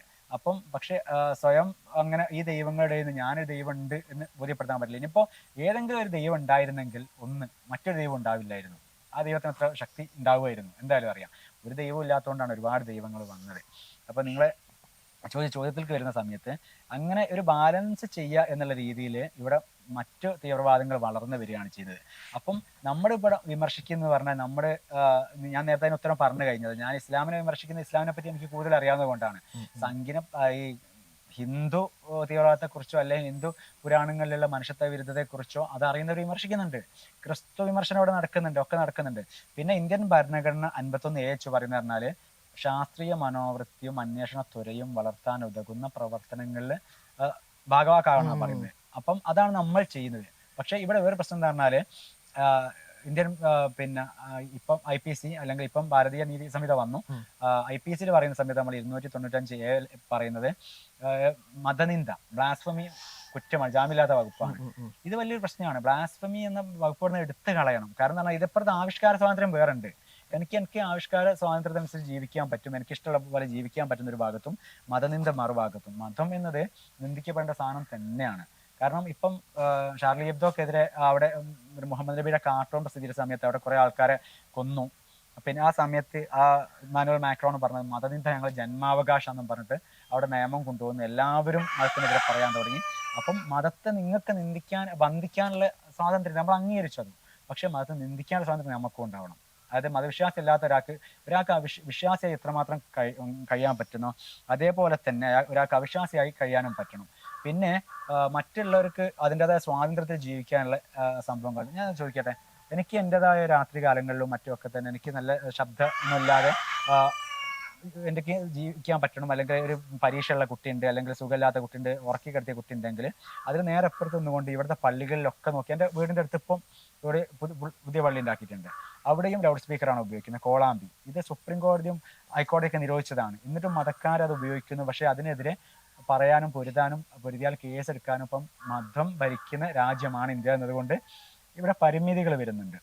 ഇപ്പം അതേപോലെ തന്നെ ഈ ബാങ്കിൽ നമ്മളിപ്പം അള്ളാഹു അക്ബർ എന്ന് പറഞ്ഞിട്ട് അള്ളാഹും അല്ലാതെ അഷ്ഹദു അല്ലാ ഇലാഹ ഇല്ലല്ലാഹ് അഷ്ഹദു അന്ന മുഹമ്മദ് റസൂലുള്ളാഹ്, അഷ്ഹദു അല്ലാ ഇലാഹ ഇല്ലല്ലാഹ് എന്ന് പറഞ്ഞാൽ അള്ളാഹു അല്ലാതെ ഒരു ദൈവമില്ല എന്നാണ് പറയുന്നത്. അത് മൈക്കിൽ കെട്ടി വിളിച്ചു പറയുക ചെയ്യുന്നത്. എത്രമാത്രം ദൈവങ്ങൾ ആരാക്കിയ ഒരു നാട്ടിൽ നിന്നുകൊണ്ടാണ് പച്ചക്ക് ഈ മൈക്കിൽ അപരമത നിഷേധം നടത്തുന്നത്. അതല്ലേ ശരിക്കും ബ്ലാസ്ഫമി? ഞാൻ പറയുന്നത്, ഞാൻ ഇത് മതത്തിന്റെ മനുഷ്യത്വ വിരുദ്ധമായ അല്ലെ സ്ത്രീവിരുദ്ധമായ മുഖങ്ങളെ കാണിച്ചു തരുന്നേരം അതല്ല ബ്ലാസ്ഫമി. എല്ലാ വെള്ളിയാഴ്ചയും കാലങ്ങളായിട്ട് മുസ്ലിം പള്ളികളിൽ നിന്ന് മുഴങ്ങി കേൾക്കുന്ന ഖുത്തുബയിലൊരു വചനമാണ് എന്താ, അല്ലാഹുമ്മ ഇസ്സൽ ഇസ്ലാമ വൽ മുസ്ലിമീൻ വാദില്ല ഷിർക്ക് വൽ മുശ്രിക്കീൻ. അതിന്റെ അർത്ഥം നിങ്ങൾ എപ്പോഴും ചിന്തിച്ചിട്ടുണ്ടോ? അതായത് മുസ്ലിങ്ങളല്ലാത്തവരൊക്കെ നശിപ്പിക്കണമേ, നിന്ദരാക്കണമേ, മുസ്ലിങ്ങളെയും മുസ്ലിം രാജ്യങ്ങളെയും എന്താ ഈ കാക്കണേ കേൾക്കണേ നോക്കണേ എന്നാണ് പറയുന്നത്. അത് നേരെ തിരിച്ചോ, നിങ്ങൾ മുസ്ലിങ്ങൾ എത്രമാത്രം ദൈവം കാക്കുകയും കേൾക്കുകയും ചെയ്യുന്നുണ്ടെന്ന് അറിയണമെങ്കിൽ നിങ്ങളൊന്ന് നോക്കിയാൽ മതി. അനുദിനം പൊട്ടിത്തെറിക്കുന്ന വിഭാഗങ്ങളും ഉപവിഭാഗങ്ങളുമായിട്ട് പൊട്ടിത്തെറിക്കുന്ന, എന്നും ചോര സുന്നി ഷിയ അങ്ങനെ പറഞ്ഞ ഇഷ്ടംപോലെ വിഭാഗങ്ങളുണ്ടല്ലോ. അങ്ങനെ ഒരു ശക്തമായ മതമായിരുന്നേ തന്നെയോ എന്താവേണ്ടിയിരുന്നു, ഇങ്ങനത്തെ വിഭാഗങ്ങൾ ഉണ്ടാവാൻ പാടില്ലായിരുന്നു. അതിൻ്റെ ഇടയ്ക്ക് പറയട്ടെ, മുഹമ്മദ് പറഞ്ഞിട്ട് എൻ്റെ മതം 72 വിഭാഗങ്ങളായി ചിന്നിച്ചിതറി പോകുന്ന പറയുന്നത്. ഞാൻ ചോദിക്കട്ടെ, ഈ ലോകത്ത് ഏറ്റവും നല്ലൊരു എഞ്ചിനീയർ, ഏറ്റവും നല്ല റോ മെറ്റീരിയൽസ് കൊണ്ട് ലോകത്ത് ഏറ്റവും നല്ല സിമെന്റ് കമ്പി മണലൊക്കെ ഉപയോഗിച്ചിട്ട് ബിൽഡിംഗ് ഉണ്ടാക്കിയാൽ നിങ്ങൾ എന്താ പറയുക? ഈ ബിൽഡിങ് പൊട്ടിപ്പോലാന്നല്ലേ പറയണ്ടേ? അപ്പം കുറച്ച് കഴിഞ്ഞാൽ പൊട്ടിപ്പോകുന്ന പറയുകയാണെങ്കിൽ ആ കാലത്തിനുള്ളവർക്ക് തന്നെ അറിയാം ഇതിന്റെ അടിത്തറ ഇത്രയേ ഉള്ളൂ എന്ന്. അപ്പൊ അതുകൊണ്ട് തന്നെ കുറെ വിഭാഗങ്ങളും ഉപവിഭാഗങ്ങളുമായി പൊട്ടിത്തെറിക്കുന്ന ഇസ്ലാമിക രാജ്യങ്ങളെ നോക്കാം, അള്ളാഹു എത്രമാത്രമാണ് അവർക്ക് റഹ്മത്തും ബർക്കത്തും കൊടുക്കുന്നത്. നേരത്തെ ഈ ശപിച്ചുകൊണ്ടിരിക്കുന്ന 1400 വർഷമായിട്ട് ഈ ശാപം ഏൽക്കപ്പെടുന്ന ഈ ജനങ്ങള് എത്രത്തോളം സുഖകരമായി ജീവിക്കുന്ന അറിയാൻ അതിന്റെ ധാർമ്മികതയും അതിന്റെ മനുഷ്യ സംസ്കാരങ്ങളും അതിന്റെ ആധുനികതയും പുലർത്തുന്ന സ്കാൻഡിനേവിയൻ രാജ്യങ്ങളിലേക്കോ യൂറോപ്യൻ രാജ്യങ്ങളിലേക്കോ നിങ്ങൾ നോക്കൂ. ഞാൻ പറഞ്ഞല്ലോ, ഇപ്പോഴും ഒരു നമുക്ക് ഇപ്പോഴത്തെ തലമുറ എന്ന് പറഞ്ഞാൽ, പണ്ടൊക്കെ നമുക്ക് ഹൈ റേഞ്ചിലേക്ക് കുടിയേറിയവര് ഇപ്പോഴത്തെ പുതിയ തലമുറ കുടിയേറുന്നത് ഈ പറഞ്ഞ ഈ കാനഡയിലേക്കും മറ്റും സ്കാൻഡിനേവിയൻ രാജ്യങ്ങളിലേക്കാണ്. എന്തുകൊണ്ട് അറബ് രാഷ്ട്രങ്ങളിലേക്ക് പോകുന്നില്ല? അവർക്ക് അവരുടേതായ വ്യക്തിത്വത്തിനനുസരിച്ച് ജീവിക്കാൻ പറ്റുന്നുണ്ട്. അറബ് രാഷ്ട്രങ്ങൾ ഇപ്പൊ മാറിക്കൊണ്ടിരിക്കുകയാണല്ലോ. മാറി. ഇന്ന് പത്രം ഞാൻ വായിച്ചു, ഇന്ന് സ്ത്രീകളെ UAE, ഇന്നത്തെ മാതൃഭൂമി പത്രത്തിലുണ്ട്, സ്ത്രീകൾക്കും UAE ലിംഗസമത്വം അനുവദിക്കണമെന്ന്. അത് പറഞ്ഞതോടെയാണ് സ്ത്രീകളിലേക്ക് പോട്ടെ. അതായത് എല്ലാ മതങ്ങളും സ്ത്രീ വിരോധമാണ്, സ്ത്രീ നിഷേധമാണ്, സ്ത്രീ വിരുദ്ധമാണ്. ഇസ്ലാമാണ് അതിന്റെ മൂർധന്യത്തിൽ.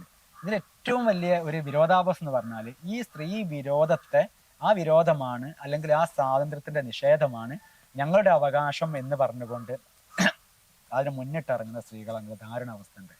ഇവിടെ ശബരിമല പ്രശ്നത്തിൽ ഞങ്ങൾക്ക് ശബരിമലയെ കയറണ്ട എന്ന് പറഞ്ഞുകൊണ്ട് മുന്നിൽ നിന്നത് ഇവിടുത്തെ സ്ത്രീകളാണ്. പണ്ട് സതി നിരോധിച്ച സമയത്ത് രാജാറാം മോഹൻ റോയ് ഇവിടെ എന്താ പ്രവർത്തനം കൊണ്ട് സതി നിരോധിച്ച സമയത്ത് സതി ഞങ്ങളുടെ ജന്മാവകാശമാണെന്ന് പറയാൻ അന്നും ആൾക്കാരുണ്ടായിട്ടുണ്ട്. അവര് ജനിച്ച മുതലേ അവർക്ക് ആചാരം പിന്തുടരുന്ന ആൾക്കാരാണ്. ഇപ്പോഴും ഇത് ഗ്രേറ്റ് ഇന്ത്യ ജിയോബേ സംവിധാനം ചെയ്ത ഗ്രേറ്റ് ഇന്ത്യൻ കിച്ചൺ സിനിമ ഒക്കെ ഉണ്ടാകും, നമുക്കറിയാം. അതിൽ ഇപ്പോഴും കുറെ ആൾക്കാർ ഇപ്പോഴും കരുതുന്ന പറഞ്ഞാല് ഈ പെണ്ണുങ്ങളെ ഈ മാസമുറ മെൻസ്ട്രേഷൻ എന്താ പറഞ്ഞാൽ ഇപ്പോഴും ഒരു അശുദ്ധമായിട്ട് കാണുകയാണ്. ഇങ്ങനെ സംഭവം ഇല്ലെങ്കിൽ ഒരു തലമുറകൾ ഇവിടെ ഉണ്ടാവില്ലായിരുന്നല്ലോ. അപ്പം ഉടനീളം എല്ലാ മത ദൈവങ്ങൾക്കും സ്ത്രീകളെ ഇഷ്ടമല്ല, സ്ത്രീകളോട് താല്പര്യമില്ല. അവർക്ക് സ്ത്രീ നിഷേധം മാസമുറ പ്രശ്നമാണ്. മുസ്ലിങ്ങൾ നോക്കിയാൽ മാസമുറ സമയത്ത് ദൈവ ആരാധനകളൊന്നും പലതും ചെയ്യരുത്, നിസ്കരിക്കാൻ പാടില്ല. അതൊക്കെ അവർ ഇളവ് കൊടുക്കുക എന്നാ പറയുന്നതിൽ കൂടിയും ഇതൊന്നും ചെയ്യാൻ പാടില്ല. പിന്നെ ആരാധനകളൊക്കെ കയറുന്ന സ്ഥലത്ത് തന്നെ കയറാൻ പാടില്ല. അതേപോലെ തന്നെ ഈ സ്ത്രീ ഇപ്പം ശബരിമലയ്ക്ക് സ്ത്രീ ഒരു സ്ഥലത്ത് നിന്ന് ഒരു വീട്ടിൽ നിന്ന് ആള് പോവുകയാണെങ്കിൽ ആ വീട്ടിലുള്ള ഈ മാസമുറണ്ടായ സ്ത്രീ പിന്നെ മാറി താമസിക്കുക ചെയ്യുന്നത്. അങ്ങനെ എല്ലാ ദൈവങ്ങളും സ്ത്രീ വിരോധികളാണ്. ഞാൻ പറഞ്ഞു വന്നാൽ ഇസ്ലാമിലെ സ്ത്രീ വിരുദ്ധം എന്ന് പറഞ്ഞാൽ സ്വത്തവകാശം സ്ത്രീക്ക് ഇസ്ലാമിൽ പാതിയേ ഉള്ളൂ. പിന്നെ ഇപ്പം ഒരാളെ മകന് മരിച്ചു കഴിഞ്ഞാൽ, എനിക്കിപ്പം എൻ്റെ വാപ്പ് കുറേ സ്വത്തുണ്ട്, അപ്പോൾ ഞാൻ മരിച്ചു കഴിഞ്ഞാൽ എൻ്റെ മോന് അല്ലെങ്കിൽ മകളായി മരിച്ചെങ്കിൽ അവരുടെ പിൻതലമുറക്ക് സ്വത്ത് കൊടുക്കാൻ ഇസ്ലാമിൽ കൊടുക്കണമെന്നില്ല. അവർക്ക് താല്പര്യം മാത്രം കൊടുത്താൽ മതി, അർഹതല്ല. പിന്നെ സാക്ഷ്യം എന്ന് പറഞ്ഞാൽ വോട്ടവകാശം വരും. വോട്ടവകാശം പറയുന്ന സമയത്ത് ഇസ്ലാമിൽ അത് ഒരു പെണ്ണിന്റെ പുരുഷന്റെ സ്ത്രീയുടെ സാക്ഷ്യം ഒരു പുരുഷനുണ്ട്. അപ്പൊ ശരിക്കും 2 വോട്ട് വേണം ഇവിടെ നോക്കുന്ന സമയത്ത് സ്ത്രീക്ക്. പിന്നെ അങ്ങനെ നോക്കുന്ന സമയത്ത് ഇസ്ലാമിൽ ഉടനീളം സ്ത്രീയുടെ പിന്നെ ഖുർആനിൽ 4:34 പറയുന്നുണ്ട്, അനുസരണക്കേട് കാണിക്കുമെന്ന് നിങ്ങൾ ആശങ്കിക്കുന്ന പക്ഷം സ്ത്രീകൾ തല്ലാന്ന് പറയുന്നത്. അങ്ങനെ തന്നെ പറയുന്നത്. അനുസരണം എന്ന് പറഞ്ഞാൽ ഒരു അടിമത്താണ്. ഞാൻ നിങ്ങളെ അനുസരിച്ചിരിക്കണം എന്ന് പറഞ്ഞ ഒരു അടിമത്തല്ലേ? ഞാൻ എൻ്റെ വൈഫിനോട് ഞാൻ പറയുന്ന അനുസരിക്കണം എന്ന് പറഞ്ഞ ഒരു അടിമത്താണ്. അവിടെ തന്നെ പ്രശ്നമായി. 2 പിന്നെ കാണിച്ചാലല്ല, കാണിക്കുമെന്ന് ആശങ്കിച്ചാൽ തല്ലാനാണ് പറയുന്നത്. ഈ തല്ല എന്ന് പറഞ്ഞാൽ ഇപ്പം ഞാൻ എൻ്റെ ഭാര്യ തച്ചോളെ കേസ് കൊടുത്താൽ ഞാൻ പെടുക, അപ്പൊ അത് ക്രിമിനൽ കുറ്റമായി മാറും. അപ്പം പിന്നെ സ്ത്രീ ഭരണം നടത്തിയ ഒരു ജനതയും രക്ഷപ്പെട്ടിട്ടില്ല എന്ന് ഒരു ഹദീസുണ്ട് മുഹമ്മദ് നബിയുടെ. പക്ഷെ നമ്മളിപ്പം നോക്കുകയാണെങ്കിൽ ഒരുപാട് രാജ്യങ്ങളിൽ സ്ത്രീ ഭരണാധികാരികൾ പലയിടത്തും ഉണ്ട്. പിന്നെ ഈ നമ്മളെ ഇന്ത്യയിൽ തന്നെ ഒരുപാട് ഭരണം നടത്തിയ ആളാണ് ഇന്ദിരാഗാന്ധി. ഇപ്പം കമല ഹാരിസൺ ആണ് ഇവിടേക്ക് മത്സരിക്കുന്നത്. ഇപ്പോഴത്തെ നമ്മളവിടെ പ്രസിഡന്റ്, മുൻ പ്രസിഡന്റ് ഒക്കെ സ്ത്രീകളായിരുന്നു. അങ്ങനെ നോക്കിയാൽ നോക്കട്ടെ, ജസ്റ്റ് ശൈലജ ടീച്ചറെ കാര്യം എടുക്കാം. നമ്മൾ ഇപ്പൊ നിപ്പ വന്നു, കോവിഡ് വന്നു, മഹാമാരികൾ പലതും വന്ന സമയത്ത് ഒരു പക്ഷേ ഒരു അന്നത്തെ മുഖ്യമന്ത്രിക്ക് പോലും കഴിയാത്തതായിരിക്കാം ആ ടീച്ചർ ചെയ്തു. അതിന് കുറെ യുവനോട് അംഗീകാരം വരെ കിട്ടി. അപ്പൊ ഒരു സ്ത്രീ ആയിരുന്നു അത്. പിന്നെ ഖുർആനിൽ പറഞ്ഞു പറഞ്ഞാൽ പുരുഷന്മാർക്ക് പ്രത്യേക പദവി നൽകിയിട്ടുണ്ട്. എന്തുകൊണ്ട് പറഞ്ഞാൽ വീട്ടിലെല്ലാ കാര്യങ്ങളും നോക്കേണ്ടതൊക്കെ സ്ത്രീകളാണ്, പുരുഷന്മാരായതുകൊണ്ടാണ് പറയുന്നത്. നമ്മൾ ഇപ്പം പല വീടുകളിലും നമുക്കറിയാം, പുരുഷന്മാർ രോഗിയായിട്ട് കിടക്കുന്നതോ അല്ലെ മദ്യപിച്ച് വയ്ക്ക് പോകുന്ന, കുടുംബം നോക്കാത്തതുകൊണ്ട് സ്ത്രീകൾക്ക് ജോലിയുള്ളവരുണ്ട്. അല്ലാതെ തന്നെ സ്ത്രീകൾക്ക് തന്നെ ഒരുപാട് ഉന്നത ജോലിയുള്ളവരുണ്ട്, പുരുഷന്മാർക്ക് നേരെ താഴ്ന്ന ജോലിയുള്ളവരുണ്ട്. അങ്ങനെ നോക്കിയ ആധുനിക കാലം മാറിപ്പോയി. ഖുർആനിൽ എനിക്ക് തോന്നുന്നു 3:14 ഒരായത്താണെന്ന് തോന്നുന്നത്. ഖുർആനിൽ പറയാണ്, സ്ത്രീകൾ, കുതിരകൾ, പുത്രന്മാര്, അങ്ങനെ പറഞ്ഞ കുറെ സാധനങ്ങളെ പേര് പറഞ്ഞിട്ട് ഇവരൊക്കെ മനുഷ്യന്മാർക്ക് അവര് മോഹിക്കുന്ന വസ്തുക്കളാണ്. അതിന്റെ ഒരു ആയത്തെ ഞാൻ പറയുന്നത് കറക്റ്റ്നെസ് ഇല്ലെങ്കിലും അങ്ങനെയാണ് വരുന്നത്. അപ്പൊ സ്ത്രീകളും ഈ സാധനങ്ങൾ, കുതിരകളും പിന്നെ സ്വർണ്ണ കൂമ്പാരങ്ങള്, ഇതെല്ലാം മനുഷ്യന്മാർ മോഹിക്കുന്ന വസ്തുക്കളാണ്. പക്ഷെ അതൊന്നും അല്ല, അള്ളാഹുവിന്റെ അടുക്കലാണ് സംഭവം എന്ന് പറഞ്ഞത്. അപ്പം സ്ത്രീകൾ എന്ന് പറഞ്ഞിട്ടാണ് പറയുന്നത് മനുഷ്യന്മാർ. അപ്പൊ സ്ത്രീകളവിടെ മനുഷ്യന്മാരല്ല. അതായത് ഖുർആൻ പച്ചക്ക് പറയാണ്, ഖുർആൻ 3:14 പറയാണ് സ്ത്രീകൾ മനുഷ്യന്മാരല്ല എന്ന്. ഇങ്ങനെ എവിടെ നോക്കിയാലും ഇപ്പം തന്നെ ഞാൻ നോക്കട്ടെ, ഇവിടെ എനിക്ക് വേണമെങ്കിൽ അല്ലെങ്കിൽ ഇസ്ലാമിലുള്ള ഒരാൾക്കും പിന്നെ ഇവിടെ 4 പെണ്ണ് കെട്ടാം. മുഹമ്മദ് നബി കെട്ടിയും കെട്ടാതെയും അടിമ സ്ത്രീകൾ ഉപയോഗിക്കായിരുന്നു, ശരീരം ദാനം ചെയ്തവർ ഉപയോഗിക്കായിരുന്നു, അങ്ങനെയൊക്കെ ഉണ്ടായിരുന്നു. അപ്പം ഒരു നേതാവാണ് കാണിച്ചു കൊടുക്കേണ്ടത് എന്ത് ഇങ്ങനെയൊക്കെ ചെയ്യാം, അല്ലെ ഇതൊക്കെ നേതാവ് ആദ്യം കാര്യം കാണിച്ചു കൊടുക്കേണ്ടത്. പക്ഷെ മുഹമ്മദ് നബിയുടെ കാര്യത്തിലൊക്കെ മുഹമ്മദ് നബിക്ക് എത്രയും കെട്ടാം. ഈ അടുത്തൊരു മുല്യാർ വയത് പറയുന്നത് കേട്ടിട്ടുണ്ട്, ഒരു ഭാര്യയായിട്ട് ഒരാൾ നടന്നു പോവുകയാണ്, നബി ആവശ്യപ്പെടുകയാണ്, അത് അവളവിടെ നിന്നോട്ടെ എന്ന് ആവശ്യപ്പെട്ട അത് നബിക്ക് ഉള്ളതാണ് എന്നാ പറയുന്നത്. അവർക്ക് അനുവദിച്ചു പോവുകയാണ്. അപ്പൊ ശരീരം ദാനം ചെയ്തവർക്ക് ആവശ്യപ്പെടാം. അതേപോലെ തന്നെ ഇസ്ലാമിലൊരു സ്ത്രീക്ക് ഒരു പുരുഷന് 4 പെണ്ണ് കെട്ടാം. ഇപ്പം ഒരാൾ ഒഴിവാക്കിയാലും 3 എണ്ണം നിർത്തി ഇങ്ങനെ മാറി മാറി കിട്ടുകയും ചെയ്യാം. പിന്നെ ഇനിയിപ്പോ മരിച്ചു പോയിട്ട് അവിടെ 72 ഹൂറികളുണ്ട്, മദ്യപ്പുഴയുണ്ട്, കാര്യങ്ങളൊക്കെ ഉണ്ട്. പക്ഷെ ഒരു സ്ത്രീക്ക് എന്താ ഉള്ളത് ഇവിടെ? ഒരു പിന്നെ ഒന്നുമില്ല. ഈ പറഞ്ഞതൊക്കെ സാക്ഷ്യവും കാര്യങ്ങളും സ്വത്തൊക്കെ പകുതിയാണ്. ഇനിയിപ്പോ മരിച്ചു പോയിട്ട് അവിടെയോ എന്തെങ്കിലും ഒന്നുണ്ട് എന്ന് തെളിയിച്ചു തരികയാണ്. മരിച്ചു പോയിട്ട് അവിടെ എന്തെങ്കിലും ഒരു ഹൂറമാരെ കിട്ടും. ഖുർആനിൽ പറയുന്ന മാറിടം തൊടുത്ത വിശാല നയനങ്ങളുള്ള സുന്ദരികളായ തരുണീമണികൾ ഉണ്ട് എന്ന് പല സ്ഥലത്ത് റഹ്മാൻ സുഹൃത്ത് വെച്ച് ഉടനെയുള്ളതാണ് പറയുന്നത്. ഓക്കെ, ഇതുപോലെ തന്നെ ഒരു 6 പാക്ക് ഉള്ള നിങ്ങൾക്കും കിട്ടും 72 എന്ന് പറയട്ടെ. എന്നിട്ട് പറയുന്ന പറഞ്ഞാൽ ഖുർആനിൽ ഒരു മുസ്ലിയാർ വേദന പറഞ്ഞാൽ ആ ഹൂറികളുടെ റാണിയായിരിക്കുന്ന ആ സ്വർഗത്തിൽ ഇവരെ ഭാര്യ എന്നാണ് പറയുന്നത്. ഒരു പക്ഷെ തന്റെ ഭർത്താവ് ലേശം മദ്യപിക്കുന്ന ആളാണ്, ഒരുപക്ഷെ ലേശം മയക്കുമരുന്ന് ഉപയോഗിക്കുകയോ അങ്ങനത്തെ എന്തെങ്കിലും ദുശീലങ്ങൾ വരെ ചെയ്താലും അതുവരെ ഒരു ക്ഷമിച്ചു വന്നിരിക്കും. ആ ഭർത്താവിന് ഒരു അവിഹിത ബന്ധമുണ്ട് എന്ന് പറഞ്ഞാൽ ഒരു ഭാര്യ ക്ഷമിച്ച് വരില്ല. അതേ സ്ഥാനത്താണ് പറയുന്നത്, നാളെ ഈ 72 ഹൂറികളുടെ ഇന്നെന്റെ ഭർത്താവിന്റെ അടുത്തേക്ക് ആരൊക്കെ പോകണം, നാളെ ആരൊക്കെ പോകണം എന്ന് എന്നിട്ട് മേശയ്ക്കിരുന്ന് കണക്കെടുക്കുന്ന റാണിയായി മാറും എന്ന് പറയുന്നത്. അവിടെ ഒരു സാധനം ഞാൻ കൂട്ടിച്ചേർക്കട്ടെ. ജസ്റ്റ് ഇപ്പോൾ ഒരാള് ദേഷ്യം കൊണ്ട് പറഞ്ഞുപോയി, നിന്നെ ഞാൻ 3 മൊഴിയും ചൊല്ലിയെന്ന് പറഞ്ഞുപോയി. ഇസ്ലാമിനെ സംബന്ധിച്ചിടത്തോളം 3 പറഞ്ഞാൽ അത് 3 മൊഴിയും ചെല്ലിയ അവസ്ഥയിലെത്തി. ഒരാൾ ദേഷ്യം കൊണ്ടായിരിക്കും പറഞ്ഞത്. അപ്പം ഇത് ചെയ്ത് പറഞ്ഞാൽ അവിടെ പിന്നെ മൊഴി റെഡിയായി. അങ്ങനെ അയാളെ പിന്നെ ഇസ്ലാമിന്റെ വിധി പ്രകാരം അന്വേഷിക്കുന്ന സമയത്ത് അയാൾക്ക് തിരിച്ചെടുക്കണമെങ്കിൽ വേറൊരാളെ കെട്ടി ഒഴിവാക്കണം. അത് മാത്രം പോരാ, ഈ ഒഴിവായത് കൊണ്ട് ഈ സ്ത്രീ ആദ്യം 3 മാസം ഇരിക്കണം. ആ കാലാവധി കഴിഞ്ഞതിന് ശേഷം വേറൊരാൾ കെട്ടണം. കെട്ടിയാലും പോരെ, ഇസ്ലാമിക ഫിക്കീർ എന്തെങ്കിലും കറക്റ്റ് പറയുന്നുണ്ട്, അവർ ഭാര്യ ഭർത്താക്കാൻ പോരെ കഴിയണം ഒരു ദിവസമെങ്കിലും. കഴിഞ്ഞിട്ട് അയാൾ ഒഴിവാക്കണം. ഒഴിവാക്കി പിന്നെ ഈ സ്ത്രീ 3 മാസം എത്ര ഇതേ ഇരിക്കണം. ഇത്രയൊക്കെ കഴിഞ്ഞാലേ പിന്നെ അയാൾക്ക് തിരിച്ചെടുക്കാൻ പറ്റും. അപ്പം ഈ സ്ത്രീ ഒന്നും ഒരു രീതിയിലും ഒരു തെറ്റും ചെയ്തിട്ടില്ല. പക്ഷേ ഈ പുരുഷൻ തെറ്റ് ചെയ്തതിനും സ്ത്രീ അനുഭവിക്കേണ്ടെന്ന്. പുരുഷന് വേണേൽ എന്ത് ചെയ്യാം, 4 ഭാര്യമാരുണ്ടെങ്കിൽ അവരെടുത്തേക്ക് പോവാം, അടിമസ്ത്രീകൾ എടുത്തേക്ക് പോവാം, ഒക്കെ ചെയ്യാം. അപ്പം ഇസ്ലാമിലെ സ്ത്രീ എന്ന് പറഞ്ഞാൽ ഇങ്ങനെയാണ്. പക്ഷെ അത് സ്ത്രീ മനസ്സിലാക്കുന്നില്ല. അതായത് കൂട്ടിലിട്ട ഈ സ്വാതന്ത്ര്യമാണ് ആ സ്വാതന്ത്ര്യം എന്നാണ് അവൾ വിചാരിക്കുന്നത്. ഒരു അടിമ ഒരിക്കലും താൻ അടിമയാണെന്ന് മനസ്സിലാക്കാത്തടത്തോളം കാലം സ്വാതന്ത്ര്യത്തിന്റെ വില തിരിച്ചറിയില്ല. ഇപ്പോൾ നേരത്തെ ഗാസന്റെ വിഷയം പറഞ്ഞുകൊണ്ട് വയ്ക്കുക, ഈ ഇസ്രായേൽ പലസ്തീൻ വിഷയത്തിന് നിങ്ങൾ എങ്ങനെയാണ് നോക്കിക്കാണുന്നത്? വളരെ ചുരുക്കിയിട്ട് പറയാൻ പറ്റുകയാണെങ്കിൽ.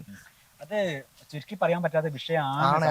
എങ്കിലും നമ്മൾ അതിന്റെ മൂലവേരുകളിലേക്ക് പോകേണ്ടി വരും. ഇസ്ലാമിന്റെ ഒരു ഞാൻ പറഞ്ഞല്ലോ അതും ഇസ്ലാമിക പ്രശ്നങ്ങൾ തന്നെയാണെന്നാണ് നിങ്ങൾ പറഞ്ഞത്. അത് 1947 അങ്ങോട്ട് വരുന്ന സമയത്ത് തന്നെ ദ്വിരാഷ്ട്ര ഫോർമുലൊക്കെ വന്നതിന് ശേഷം നോക്കുകയാണെങ്കിലും 2 രാജ്യങ്ങളായി വിഭജിച്ച കാര്യങ്ങളൊക്കെ നടത്തി. അത് ഒരു സുപ്രഭാതത്തില് പിന്നെ ഈ ഒരുപക്ഷെ ഇസ്രായേലിന് പല രീതിയിലും അവിടെ ഒരു രാജ്യം സ്ഥാപിക്കാമെന്നും അല്ല പല രീതിയിലും പിന്നെ ഈ ആഫ്രിക്കൻ സ്ഥലത്തും അല്ലെങ്കിൽ തന്നെ തെക്കേ അമേരിക്കയിലൊക്കെ അവർക്ക് രാഷ്ട്രത്തിനുള്ള സാധ്യത കൊടുത്തിരുന്നു. പക്ഷെ അവർക്ക് അവരുടെ പുണ്യഭൂമിയായ എന്താ ഗോൾഡൻ എന്താ അവരുടെ കാര്യങ്ങളൊക്കെ അവിടെ നിൽക്കുന്നത് കൊണ്ട് തന്നെ അവർക്ക് എന്ത് വേണം, അവർക്ക് അവരുടെ പുണ്യഭൂമിയിലേക്ക് വരണം എന്നുള്ള ഒരു ആഗ്രഹങ്ങളെ കൊണ്ടാണ് അത് അങ്ങനെ വരുന്നത്. പക്ഷെ അവർ ചരിത്രത്തിലെടുത്ത ഏറ്റവും വലിയൊരു വിഡ്ഢിത്താണ് ഈ സംഭവം. കാരണം അവർ ചുറ്റുഭാഗത്ത് മുസ്ലിങ്ങൾ ജീവിക്കുന്നത് മാത്രമല്ല, ജൂത വിരോധമുള്ള മുസ്ലിങ്ങൾ താമസിക്കുന്ന ഒരു സ്ഥലത്ത് വന്ന് കുടിയേറി എന്നുള്ളതാണ് ഏറ്റവും വലിയ പ്രശ്നം. പിന്നെ അവിടെ നിന്ന് ഇങ്ങോട്ട് അവർ സ്ഥലങ്ങളൊക്കെ വാങ്ങിക്കൂട്ടി തന്നെയാണ് ഇത് ചെയ്തത്. ഈ വാങ്ങിക്കൂട്ടിയതിനു ശേഷം അവര് പിന്നെ അവർക്ക് ഒരുപക്ഷെ ഇന്ന് കാണുന്ന പലസ്തീൻ ഒന്നല്ല, വലിയ പലസ്തീൻ ആയിരുന്നു. പക്ഷെ അതിന്റെ സ്ഥലങ്ങൾ വാങ്ങിക്കൂട്ടിയും കാര്യങ്ങളൊക്കെ ചെയ്ത് അങ്ങനെയാണ് അവർ വരുന്നത്. അവിടെ പ്രശ്നം എന്താന്ന് പറഞ്ഞാല് ഇവര് സമാധാനത്തോടു കൂടി തന്നെ ജീവിച്ചു പോരുന്ന ഒരു അവസ്ഥയിലായിരുന്നു. പക്ഷെ ഒരിക്കലും ജൂതന്മാരെ അംഗീകരിക്കാൻ ഇപ്പൊ നമ്മൾ നോക്കുകയാണെങ്കിൽ ഇവര് ജൂതന്മാര് എല്ലാവരും അംഗീകരിക്കുന്ന ഒരു വിഭാഗമാണ്. അവർ കുറച്ചൊരു ഓർത്തഡോക്സ് ആണെങ്കിൽ കൂടിയും ഇപ്പൊ ലോകത്തിന്റെ എല്ലാ കണ്ടുപിടുത്തവും കാര്യങ്ങളും പുരോഗതിയിലൊക്കെ അടിസ്ഥാന ജൂതന്മാരാണ് എന്നും മാറ്റി ഓടിക്കപ്പെട്ടവരാണ്. AD 1-ാം നൂറ്റാണ്ട് മുതലേ അല്ലെങ്കിൽ ചരിത്രത്തിൽ എവിടെ നോക്കിയാലും ആട്ടി ഓടിച്ചാണ്. അതിന്റെ മൂർധന്യം എന്ന് പറയുന്നത്, അതിന്റെ ശക്തി എന്ന് പറയുന്നത് ഇസ്ലാം തുടങ്ങിയിട്ട് അതിന്റെ മൂർധന്യത്തിലെത്തുന്ന ഹിറ്റ്ലറിന്റെ ഭരണകാലമാണ്. ലോകത്തുടനീളം 1/3 ജൂതന്മാരും വേട്ടയാടപ്പെട്ടു. അങ്ങനെ അവര് ഇവിടേക്ക് ലോകത്തിന്റെ പല ഭാഗത്തുള്ള ഒരു പക്ഷേ ലോകത്ത് തന്നെ 1% ജൂതന്മാരുള്ളൂ. പല ഭാഗത്തുള്ളവരൊക്കെ അവിടെ കേന്ദ്രീകരിക്കും. അവരുടെ ഒരു രാഷ്ട്രം എന്ന രീതിയിൽ അവർ ആരുമായിട്ട് അഡ്ജസ്റ്റ് ചെയ്യാൻ തയ്യാറാണ്. അവിടെ ജനാധിപത്യ രാഷ്ട്രമാണ്. മതരാജ്യം എന്ന് പറയും കൂടി അവിടെ ജനാധിപത്യം അംഗീകരിക്കുന്ന രാജ്യമാണ്. പക്ഷെ ഒരു കാരണവശാലും ഇസ്ലാം ജൂതന്മാരെയോ അതിന്റെ കൾച്ചർ അംഗീകരിക്കാൻ തയ്യാറല്ല. അത് അവരുടെ രക്തത്തിലും മതത്തിലും മതഗ്രന്ഥങ്ങളിലും ഒക്കെ ഒരുപോലെ രേഖപ്പെടുത്തിയതാണ്. അപ്പം അടിസ്ഥാനമായിട്ട് ഇവർ പ്രശ്നം ഉണ്ടാക്കും. അങ്ങനെ പ്രശ്നങ്ങൾ പോകുന്നു. ഇപ്പൊ ലാസ്റ്റിലേക്ക് പോരുകയാണെങ്കിൽ പറഞ്ഞാല് ലാസ്റ്റിലേക്ക് പോകുന്ന ഇപ്പം എന്താണ്, നമുക്ക് പണ്ട് കാലത്ത് അങ്ങനെ അങ്ങനെ ഒന്നും പറഞ്ഞിട്ട് പോയിട്ട് എവിടെയും എത്തൂല. പക്ഷെ ഇപ്പം നിങ്ങൾക്ക് എല്ലാവർക്കും അറിയാലോ, ഇപ്പം ചൊറിയാൻ പോയിട്ടാണ്. 10 ഒക്ടോബർ 8-ന് 1500 ആൾക്കാരെ വേലിയടുത്ത് അങ്ങോട്ട് പോയി പിടിച്ചു കൊണ്ടുവരികയും കൊല്ലുകയും ചെയ്തതിന് ശേഷം കുറെ ആൾക്കാരെ ബന്ദിയാക്കുകയും ചെയ്തു. ഒരുപക്ഷെ 40,000-ത്തിലധികം ആൾക്കാരിപ്പം കൊല്ലപ്പെട്ടു. പക്ഷെ ഇപ്പോഴും ആ യുദ്ധം അവസാനിക്കായിരുന്നു. എന്നിട്ട് അതൊരു ബന്ദികളെ വിട്ടുകൊടുക്കാൻ തയ്യാറുണ്ടോ? എന്നിട്ടും തയ്യാറാവുന്നില്ല അവർ ബന്ദികളെ വിട്ടുകൊടുക്കാൻ. ഇപ്പം മനുഷ്യരെ മറയാക്കിക്കൊണ്ട് ഹമാസ് യുദ്ധം ചെയ്യാം. ഞാനും എന്നെ സംബന്ധിച്ചിടത്തോളം ഇരയാക്കപ്പെടുന്ന ഒരു ഭാഗത്ത് തന്നെയാണ്. പലസ്തീന്റെ ഭാഗത്തുണ്ട്. പക്ഷെ ഇവിടെ പ്രശ്നം എന്ന് പറഞ്ഞാല് അവരുള്ളിലുള്ള മതബോധം മാറ്റണം എന്നുള്ളതൊന്നും ഹമാസ് പോരാളികൾക്ക് എതിരെയാണ്. കാരണം അവരുള്ളിൽ അവർ മതത്തിനെയാണ് ഉപയോഗപ്പെടുത്തുന്നത്. ഇവിടെ അവരെ മനുഷ്യത്വത്തെ അല്ല. ഇപ്പോൾ 40,000-ത്തിലധികം ആൾക്കാർ കൊന്നിട്ടും അവരെ ബാക്കിയുള്ള ബന്ദികളെ വിട്ടുകൊടുക്കാൻ അവർ തയ്യാറാവുന്നില്ല എന്ന് പറഞ്ഞാൽ അവരുടെ ലക്ഷ്യം കൃത്യമായിട്ടുള്ള നാളെ സ്വർഗവും അവിടുത്തെ പൂറികളും അവിടുത്തെ കാര്യങ്ങളൊക്കെയാണ്. അപ്പം ലക്ഷ്യം മതം ഭരിക്കുന്നിടത്തോളം കാലം ഒരിക്കലും ഇവിടെ ലക്ഷ്യം കാണാതെയായി പോകും. നമുക്കിത് മെല്ലെ അവസാനിപ്പിക്കാം. അതിനു മുമ്പ് എങ്ങനെയാണ് നിങ്ങളുടെ സ്വന്തം കുടുംബം എങ്ങനെയാണ് നിങ്ങളുടെ ഈ ഒരു മാറ്റത്തിനെ അക്സെപ്റ്റ് ചെയ്തത് എന്നുള്ളതെന്ന് അറിയാൻ? എനിക്ക് തോന്നുന്നു ഞാൻ കുടുംബപരമായിട്ട് നന്നായിട്ട് അനുഭവിച്ച ആളാണ്. എൻ്റെ വൈഫും മോനൊക്കെ എന്നോട് തെറ്റിപ്പോയും വിട്ടുപോയും കാര്യങ്ങൾ ചെയ്തിട്ടുണ്ട്. അവർക്ക് മനസ്സിലാക്കിയെടുക്കുക എന്ന് പറഞ്ഞാൽ വളരെ ബുദ്ധിമുട്ടായിട്ട് തോന്നിയൊരു കാര്യമാണ്. എനിക്ക് കഴിയില്ലായിരുന്നു അവരെ മനസ്സിലാക്കിയെടുക്കാൻ. അപ്പോൾ ഒരു മുസ്ലിമിനെ മനസ്സിലാക്കിയെടുക്കാൻ ഭയങ്കര പാടായിരുന്നു. പക്ഷെ അതുകൊണ്ട് ഞാൻ പ്രയോഗിച്ച ട്രിക്ക് എന്ന് പറഞ്ഞാൽ, ഞാൻ എന്തോ ഇസ്ലാമിൻ്റെ കാര്യങ്ങളൊക്കെ പറയുന്ന സമയത്ത് ഇവരിങ്ങനെ കുരച്ച് ചാടുക വൈഫൊക്കെ, അങ്ങനെയല്ല ഇങ്ങനെയല്ല എന്നൊക്കെ പറഞ്ഞ്. അന്നേരമൊക്കെ ഞാൻ എന്ത് ചെയ്യും, ഇതൊന്ന് നോക്കിയെന്ന് പറഞ്ഞിട്ട് അതിനു വേണ്ടി മാത്രം അവർ ജമാഅത്ത് ഇസ്ലാമി വിഷയമായിരുന്നു എൻ്റെ വൈഫ്. അപ്പം ജമാഅത്ത് ഇസ്ലാമിൻ്റെ കുറേ IPS എന്നൊക്കെ പുസ്തകങ്ങൾ കൊണ്ടുവച്ചത് അത് നോക്കും പറഞ്ഞാൽ പലതും കാണിച്ചു കൊടുക്കും. അപ്പോൾ അത് പെട്ടെന്ന് കിട്ടുന്ന കുറേ കാര്യങ്ങൾ മനസ്സിലാവും. പിന്നെ അങ്ങനെ ഒരു ബോധ്യം വന്ന് പിന്നെ ഒരു ബോധ്യങ്ങൾ വന്ന് പിന്നെ അവരനുഭവിച്ച സ്ത്രീയുടെ അല്ലെങ്കിൽ സ്ത്രീയുടെയൊക്കെ വശങ്ങളുണ്ടല്ലോ, അങ്ങനെ ബോധ്യം വന്ന് മതത്തിൽ നിന്ന് മാറിയതിനു ശേഷം നമുക്കിപ്പം അതിൻ്റെതായ ജീവിതം ആസ്വദിക്കാൻ പറ്റുന്നുണ്ട്. ഞാൻ തിരിച്ച് അടുത്ത് എൻ്റെ വൈഫ് പറഞ്ഞ ഒരു കാര്യം എന്ന് പറഞ്ഞാൽ ഈ യുക്തിവാദികളെ വീടുകളിലേക്കും മറ്റൊക്കെ പോയതിനു ശേഷം എനിക്കെന്താ ഒരു മനുഷ്യന്മാരെ അവരൊരു ഗ്രൂപ്പായിട്ട് മിങ്കിൾ ചെയ്യുന്ന ഒരു കാര്യം മനസ്സിലാക്കാൻ പറ്റി. ഇതിപ്പോൾ നമ്മളിപ്പോൾ ഒരു മുസ്ലിം വീടുകളിലേക്കോ മരിച്ച വീടുകളിലേക്കോ കല്യാണ വീടുകളിലേക്കോ പോയാൽ കല്യാണ വീട് പോയാൽ മറ്റൊരു അറയായിരിക്കും, മറ്റൊരു സ്ഥലത്തായിരിക്കും അവർ ഭക്ഷണം കഴിക്കുന്നത്. ഒരു മരിച്ച വീട്ടിൽ പോയാൽ പെണ്ണുങ്ങൾ ബാക്കിൽ കൂടി കണ്ടത്തിൽ കൂടി ചാടി അടുക്കള ഭാഗത്തൂടി വരണം. തിരിച്ച് ആണുങ്ങളാണ് മുമ്പ് കൂടി കയറുക. ഞാൻ ഇവരോടൊക്കെ ഇപ്പോൾ എൻ്റെ വൈഫിനോടൊക്കെ പറയാറുള്ളത്, മുന്നിലൂടെ മനുഷ്യന്മാരെല്ലാവരും നടന്നു പോകുന്ന വഴിക്ക് മാത്രം കയറാനേ പറ്റും എന്ന് പറയില്ല. നമ്മളിപ്പോൾ ഒരാൾ മരിച്ചാൽ തന്നെയും അതുവരെ കണ്ടെന്ന് ഇപ്പം ഒരാളിപ്പോൾ തോന്നിയോളം ജീവിച്ച സ്ത്രീ ആയിരിക്കും, അതുവരെ കണ്ട സ്ത്രീ ആയിരിക്കും. പിന്നെ ആ ഒരാളെ മരിച്ചു കഴിഞ്ഞാൽ പിന്നെ പുരുഷനെ കാണാൻ പറ്റൂല, തിരിച്ചും കാണാൻ പറ്റൂല. അപ്പോൾ ഇവിടെ ഇപ്പം ദുരന്തം ഉണ്ടായ സമയത്ത് സൈന്യം രക്ഷിക്കാൻ വന്നല്ലേ പുരുഷന്മാരൊക്കെയാണ് സ്ത്രീകളുടെ ബോഡി എടുത്തതും ബാക്കിയുള്ള എടുത്തും മതക്കാരുടെ ഒക്കെ എടുത്ത്. പക്ഷെ ആരും മുസ്ലിം ആൾക്കാരുടെ ബോഡി തൊടണ്ടെന്ന് പറഞ്ഞിട്ടില്ല. പിന്നെ അത് മുസ്ലിങ്ങൾ തന്നെ വന്നങ്ങ് എടുത്തോളൂ, അല്ലെങ്കിൽ മുസ്ലിം സൈനികർ വരട്ടെ എന്ന് പറഞ്ഞില്ല. ഇവിടെ സിംസറലൊക്കെ ഉദവിന്റെ പ്രഭാഷണം കേട്ടിട്ടുണ്ടോ നിങ്ങൾ? മുസ്ലിം സ്ത്രീകൾക്ക് മുസ്ലിങ്ങൾ തന്നെ വേണം, ഓണാഘോഷത്തിൽ പങ്കെടുക്കരുത്, ഇതിലൊന്നും പറഞ്ഞ പോലെ തന്നെ മുസ്ലിങ്ങൾ ഡോക്ടറെ തന്നെ പോകണം, സ്ത്രീകൾ ഡോക്ടറെ തന്നെ പോകണം എന്ന് പറഞ്ഞു. അപ്പം ഇവിടൊക്കെ മതം തിരയുന്നത്, പ്രത്യേകിച്ച് ഇസ്ലാം എന്ന് പറഞ്ഞാൽ എല്ലാത്തിലും മതം കുത്തി നടത്തിയ ഒരു മതമാണ്. നമ്മളിപ്പോൾ ഒരു ബാത്റൂമിൽ പോകുകയാണെങ്കിൽ ഏത് കാല് വെക്കണം, ഏത് കൈ വെക്കണം, എന്ത് ചെല്ലണം എന്നുള്ള രീതിയിൽ എല്ലാത്തിലും മതം കുത്തി അലർത്തി ഉടനീളം മതം ഭരിക്കുന്ന ഒരു സംഭവമാണ് ഇസ്ലാം എന്ന് പറഞ്ഞാൽ. ഞാൻ പറഞ്ഞു വരുന്നത് പറഞ്ഞാൽ അങ്ങനത്തെ എൻ്റെ വൈഫ് തന്നെ പറഞ്ഞത് പറഞ്ഞാൽ ഇതിൻ്റെ ഈ പിന്നെ വീട്ടിലേക്ക് തന്നെ പോയാൽ അവിടെ നമ്മൾ ഭക്ഷണം വെക്കാൻ ആണുങ്ങൾ കൂടും, പെണ്ണുങ്ങൾ ഒരുമിച്ച് വെക്കും. ഇതെല്ലാം സ്ത്രീയുടെ മേൽ അടിച്ചേൽപ്പിക്കാതെ അതിൻ്റെ ഒരു സ്വാതന്ത്ര്യം കണ്ടതെന്ന് പറഞ്ഞിട്ടുണ്ട്. അപ്പം വൈഫിന് മാറ്റം വന്നതിന് ശേഷം ഇപ്പം ജീവിതം സുഖമാണ്, അതേപോലെ തന്നെ വളരെ സുഖമാണ്, ആ പീഡനം ഒഴിവായി കിട്ടി. അതേപോലെ വൈഫിൻ്റെ വീട്ടുകാരൊക്കെ എന്നെ ഒന്നുമില്ല കേൾക്കാൻ തന്നെ തയ്യാറായി, തള്ളി പറഞ്ഞവർ പലരും മാറ്റങ്ങൾ വരുന്നുണ്ട്, പടിപടിയൊരു മാറ്റങ്ങൾ വരുന്നുണ്ട്. മോനെ ഞാൻ അവൻ്റെ പിന്നെ ജാതിയുടെ കോളത്തിൽ ഇല്ലാന്ന് എഴുതിയത്, മതത്തിൻ്റെ കോളത്തിൽ ഇല്ലാന്ന് എഴുതിയത്, അവനായി സുന്നത്ത് കർമ്മം എന്ന് പറഞ്ഞ് കുട്ടികളോട് ചെയ്യുന്ന ഏറ്റവും വലിയ ചൈൽഡ് അബ്യൂസ്മെൻ്റ് ആയ സാധനം ഞാൻ ചെയ്തിട്ടില്ല, അത് നിരോധിക്കേണ്ടതാണ്. അതിലൊരു പക്ഷേ ഇസ്ലാമിൻ്റെ തത്വശാസ്ത്രം ഇത് മുഹമ്മദ് നബിക്ക് ചെയ്തതായിട്ട് തെളിവില്ല, അക്കാലത്തെ സഹാബത്ത് ചെയ്തതായിട്ട് തെളിവില്ല. പിന്നെ ഈ കുട്ടികൾക്ക് പ്രായമായിട്ട് അവർക്ക് വേണമെങ്കിൽ ചെയ്തോട്ടെ. എൻ്റെ മോനിപ്പോൾ പ്രായമായിട്ട് ജാതിയുടെ കോളത്തിലോ മതത്തിൻ്റെ കോളത്തിലോ വേണമെങ്കിൽ അവർക്ക് ജാതി എഴുതി ചേർക്കാം, മതം എഴുതി ചേർക്കാം, ഇപ്പം സുന്നത്ത് ചേർക്കാം, അവർക്ക് ആയിക്കോട്ടെ. പക്ഷെ ചെറുപ്രായത്തിൽ അവരുടെ ശരീരത്തിൽ നമ്മൾ മുറിവേൽപ്പിക്കുകയാണല്ലോ. ഖുർആനിൽ അല്ലാഹു പറയുന്നത് പറഞ്ഞാൽ ഞാൻ മനുഷ്യനെ പൂർണ്ണമായി സൃഷ്ടിച്ചു എന്ന് പറയുന്നത്. പിന്നെ ഇതിൻ്റെ തുഞ്ചത്തെത്തും നേരം നീക്കം ചെയ്യേണ്ടി എന്നാൽ പൂർണ്ണത പോയി. പിന്നെ ഇവർ പറയുന്നത് പറഞ്ഞാൽ ലൈംഗിക രോഗങ്ങൾ ഉണ്ടാകുന്ന മറ്റു കാര്യങ്ങൾ ചെയ്യാന്ന്, അതിന് മുന്നേ നീക്കുക എന്ന് പറയുന്നത്. ഇവിടെ ഏറ്റവും കൂടുതൽ ഉണ്ടാകുന്ന രോഗമാണ് പല്ലിന് കേട്. അങ്ങനെ നമ്മൾ കേടുന്ന വിചാരിച്ചാൽ ആദ്യം പല്ലെടുത്ത് കളയുന്നില്ല. ബ്രസ്റ്റ് ക്യാൻസർ ഉണ്ടാകുന്നുണ്ട്, പക്ഷേ അത് ബ്രസ്റ്റിന് ക്യാൻസർ ഉണ്ടാകുന്ന വിചാരിച്ചിട്ട് നമ്മൾ എല്ലാവരുടെയും ബ്രസ്റ്റ് ഫസ്റ്റ് കട്ട് ചെയ്യുന്നില്ല. രോഗം വന്നാൽ കൈയും കാലും എന്തും കട്ട് ചെയ്യേണ്ടി വരും. പിന്നെ എങ്ങനെ രോഗം ഉണ്ടാകുകയാണെങ്കിൽ ഇവിടെ ഇപ്പം 23% മുസ്ലിങ്ങളാളുള്ളത്, ബാക്കിയൊക്കെ മറ്റുള്ളവരാളുള്ളത്, അവരൊന്നും ഇത് ചെയ്യുന്നില്ല. അപ്പം അവർക്കൊക്കെ എല്ലാവർക്കും പുരുഷന്മാർക്ക് ഈ ഒരു രോഗമാണ് ഏറ്റവും കൂടുതൽ വേണ്ടിയത്. അപ്പം കുട്ടികളോട് ചെയ്യുന്ന ഏറ്റവും വലിയ ക്രൂരതയായ ഈ സംഭവത്തെ ഞാനത് അവനെ അടിച്ചേൽപ്പിച്ചില്ല. അതുകൊണ്ട് തന്നെ കുടുംബം ഉഷാറായിട്ട് പോകുന്നുണ്ട്. പിന്നെ ഇപ്പം സന്തോഷമുണ്ട്, അതുകൊണ്ട് നമുക്ക് കാര്യങ്ങളൊക്കെ തുറന്ന് പറയാൻ പറ്റുന്നുണ്ട്. ചില പരിപാടികളൊക്കെ വൈഫൊക്കെ കൂടെ വരാറുണ്ട്. അവസാനമായിട്ട് നിങ്ങൾക്കെതിരെ ഇപ്പം അടുത്തൊരു കേസ് വന്നു, അതിൻ്റെ വിശദാംശങ്ങൾ പറയാൻ പറ്റും? അതായത് എനിക്കെതിരെ ഇതിന് മുമ്പ് 2 കേസോളം വ്യക്തിപരമായിട്ട് കഴിഞ്ഞതാണ്. അവർ കേസ് കൊടുത്ത് അവർക്ക് പിന്നെ പോലീസ് സ്റ്റേഷന് മുന്നോട്ട് പോയില്ല. ഇത് തൊട്ട് ദിവസങ്ങളിൽ എന്നെ സ്പെഷ്യൽ ബ്രാഞ്ചിൽ നിന്ന് വിളിക്കുന്നു, വടകരന്ന്. പിന്നെ കാര്യങ്ങളൊക്കെ അന്വേഷിച്ചുകൊണ്ട് വിളിക്കുന്നു. പിന്നെ അവിടുന്ന് കുറേ വീട് ഇങ്ങോട്ട് വരണം എന്ന് പറഞ്ഞാൽ അങ്ങനെ ഇവിടെ വന്നിട്ട് വീട്ടിൽ വന്ന് ഒക്കെ കാര്യങ്ങളൊക്കെ പരിശോധിക്കുന്നു. പിറ്റേന്ന് അവർ ഫോൺ ചെയ്തിട്ട് മൊഴിയെടുക്കുന്നു. അങ്ങനെ മൊഴിയെടുത്ത കാര്യങ്ങളൊക്കെ പറഞ്ഞു കൊടുത്തു. മൊഴിയെടുത്തേരം ഇവർ വീട് കാര്യങ്ങളൊക്കെ പരിശോധിച്ച് പിന്നെ അവർക്ക് കാര്യങ്ങൾ മനസ്സിലായി. പിന്നെ പരാതി അത് പറയാം. പിന്നെ 2 ദിവസം കഴിഞ്ഞ് കൊടുവള്ളി പോലീസ് വീട്ടിലേക്ക് വരുന്നു. ഒരു 3-4 പേര് യൂണിഫോമിൽ വന്ന് കാര്യങ്ങളൊക്കെ ഒന്ന് വരണം എന്ന് പറഞ്ഞ് അങ്ങനെ വന്നു. എന്താ നോക്കിയാലും പറഞ്ഞ ഇങ്ങനെ ഒരു പരാതി ഉണ്ട്. അപ്പം എന്താ നോക്കിയ സമയത്ത് ഞാൻ മതത്തിനെതിരെ പറയുന്നുണ്ട്, ഫേസ്ബുക്ക് പോസ്റ്റുകളും എൻ്റെ പ്രഭാഷണത്തിൻ്റെ ഒക്കെ കുറച്ച് പോസ്റ്ററുകളും യൂട്യൂബിൽ വന്നു, അതൊക്കെയാണ് ഇവർ എടുത്തിട്ടത്. അങ്ങനെ ഇവർ കാര്യങ്ങളൊക്കെ പറഞ്ഞ് ഞാൻ അതിൻ്റെ ഫേസ്ബുക്ക് പോസ്റ്റ് നോക്കിയിട്ട് 5-10ഓളം ഫേസ്ബുക്ക് പോസ്റ്റ് ഉണ്ട്. ഞാൻ അതിലേക്ക് കടന്ന് കുറച്ച് പറയാം അതിൻ്റെ ഇടയ്ക്ക്. അപ്പം ഫേസ്ബുക്ക് പോസ്റ്റുകളൊക്കെ നോക്കിയ സമയത്ത് ഞാൻ ജസ്റ്റ് ഞാൻ എൻ്റെ റീഡിംഗ് റൂമിലേക്ക് ക്ഷണിച്ചു. ഞാൻ ഈ പോസ്റ്റുകളൊക്കെ പറഞ്ഞത് ഇത്രയും വ്യക്തമായിട്ട് ഈ കിതാബിലുണ്ട്. അപ്പം ആദ്യം പിന്നെ നിങ്ങൾ കേസെടുക്കുകയും കാര്യങ്ങൾ ചാർജ് ചെയ്യാൻ ചെന്നാൽ ഈ കിതാബും കാര്യങ്ങളിലാണ് പിന്നെ ഈ ഇവരെ മതത്തിനെയും മതത്തെ പ്രവാചകനെയും മത ദൈവങ്ങൾക്കൊക്കെയാണ് കേസെടുക്കേണ്ടത്. ഇതുള്ള കാര്യം നമ്മൾ വിളിച്ചു പറയുന്നത്.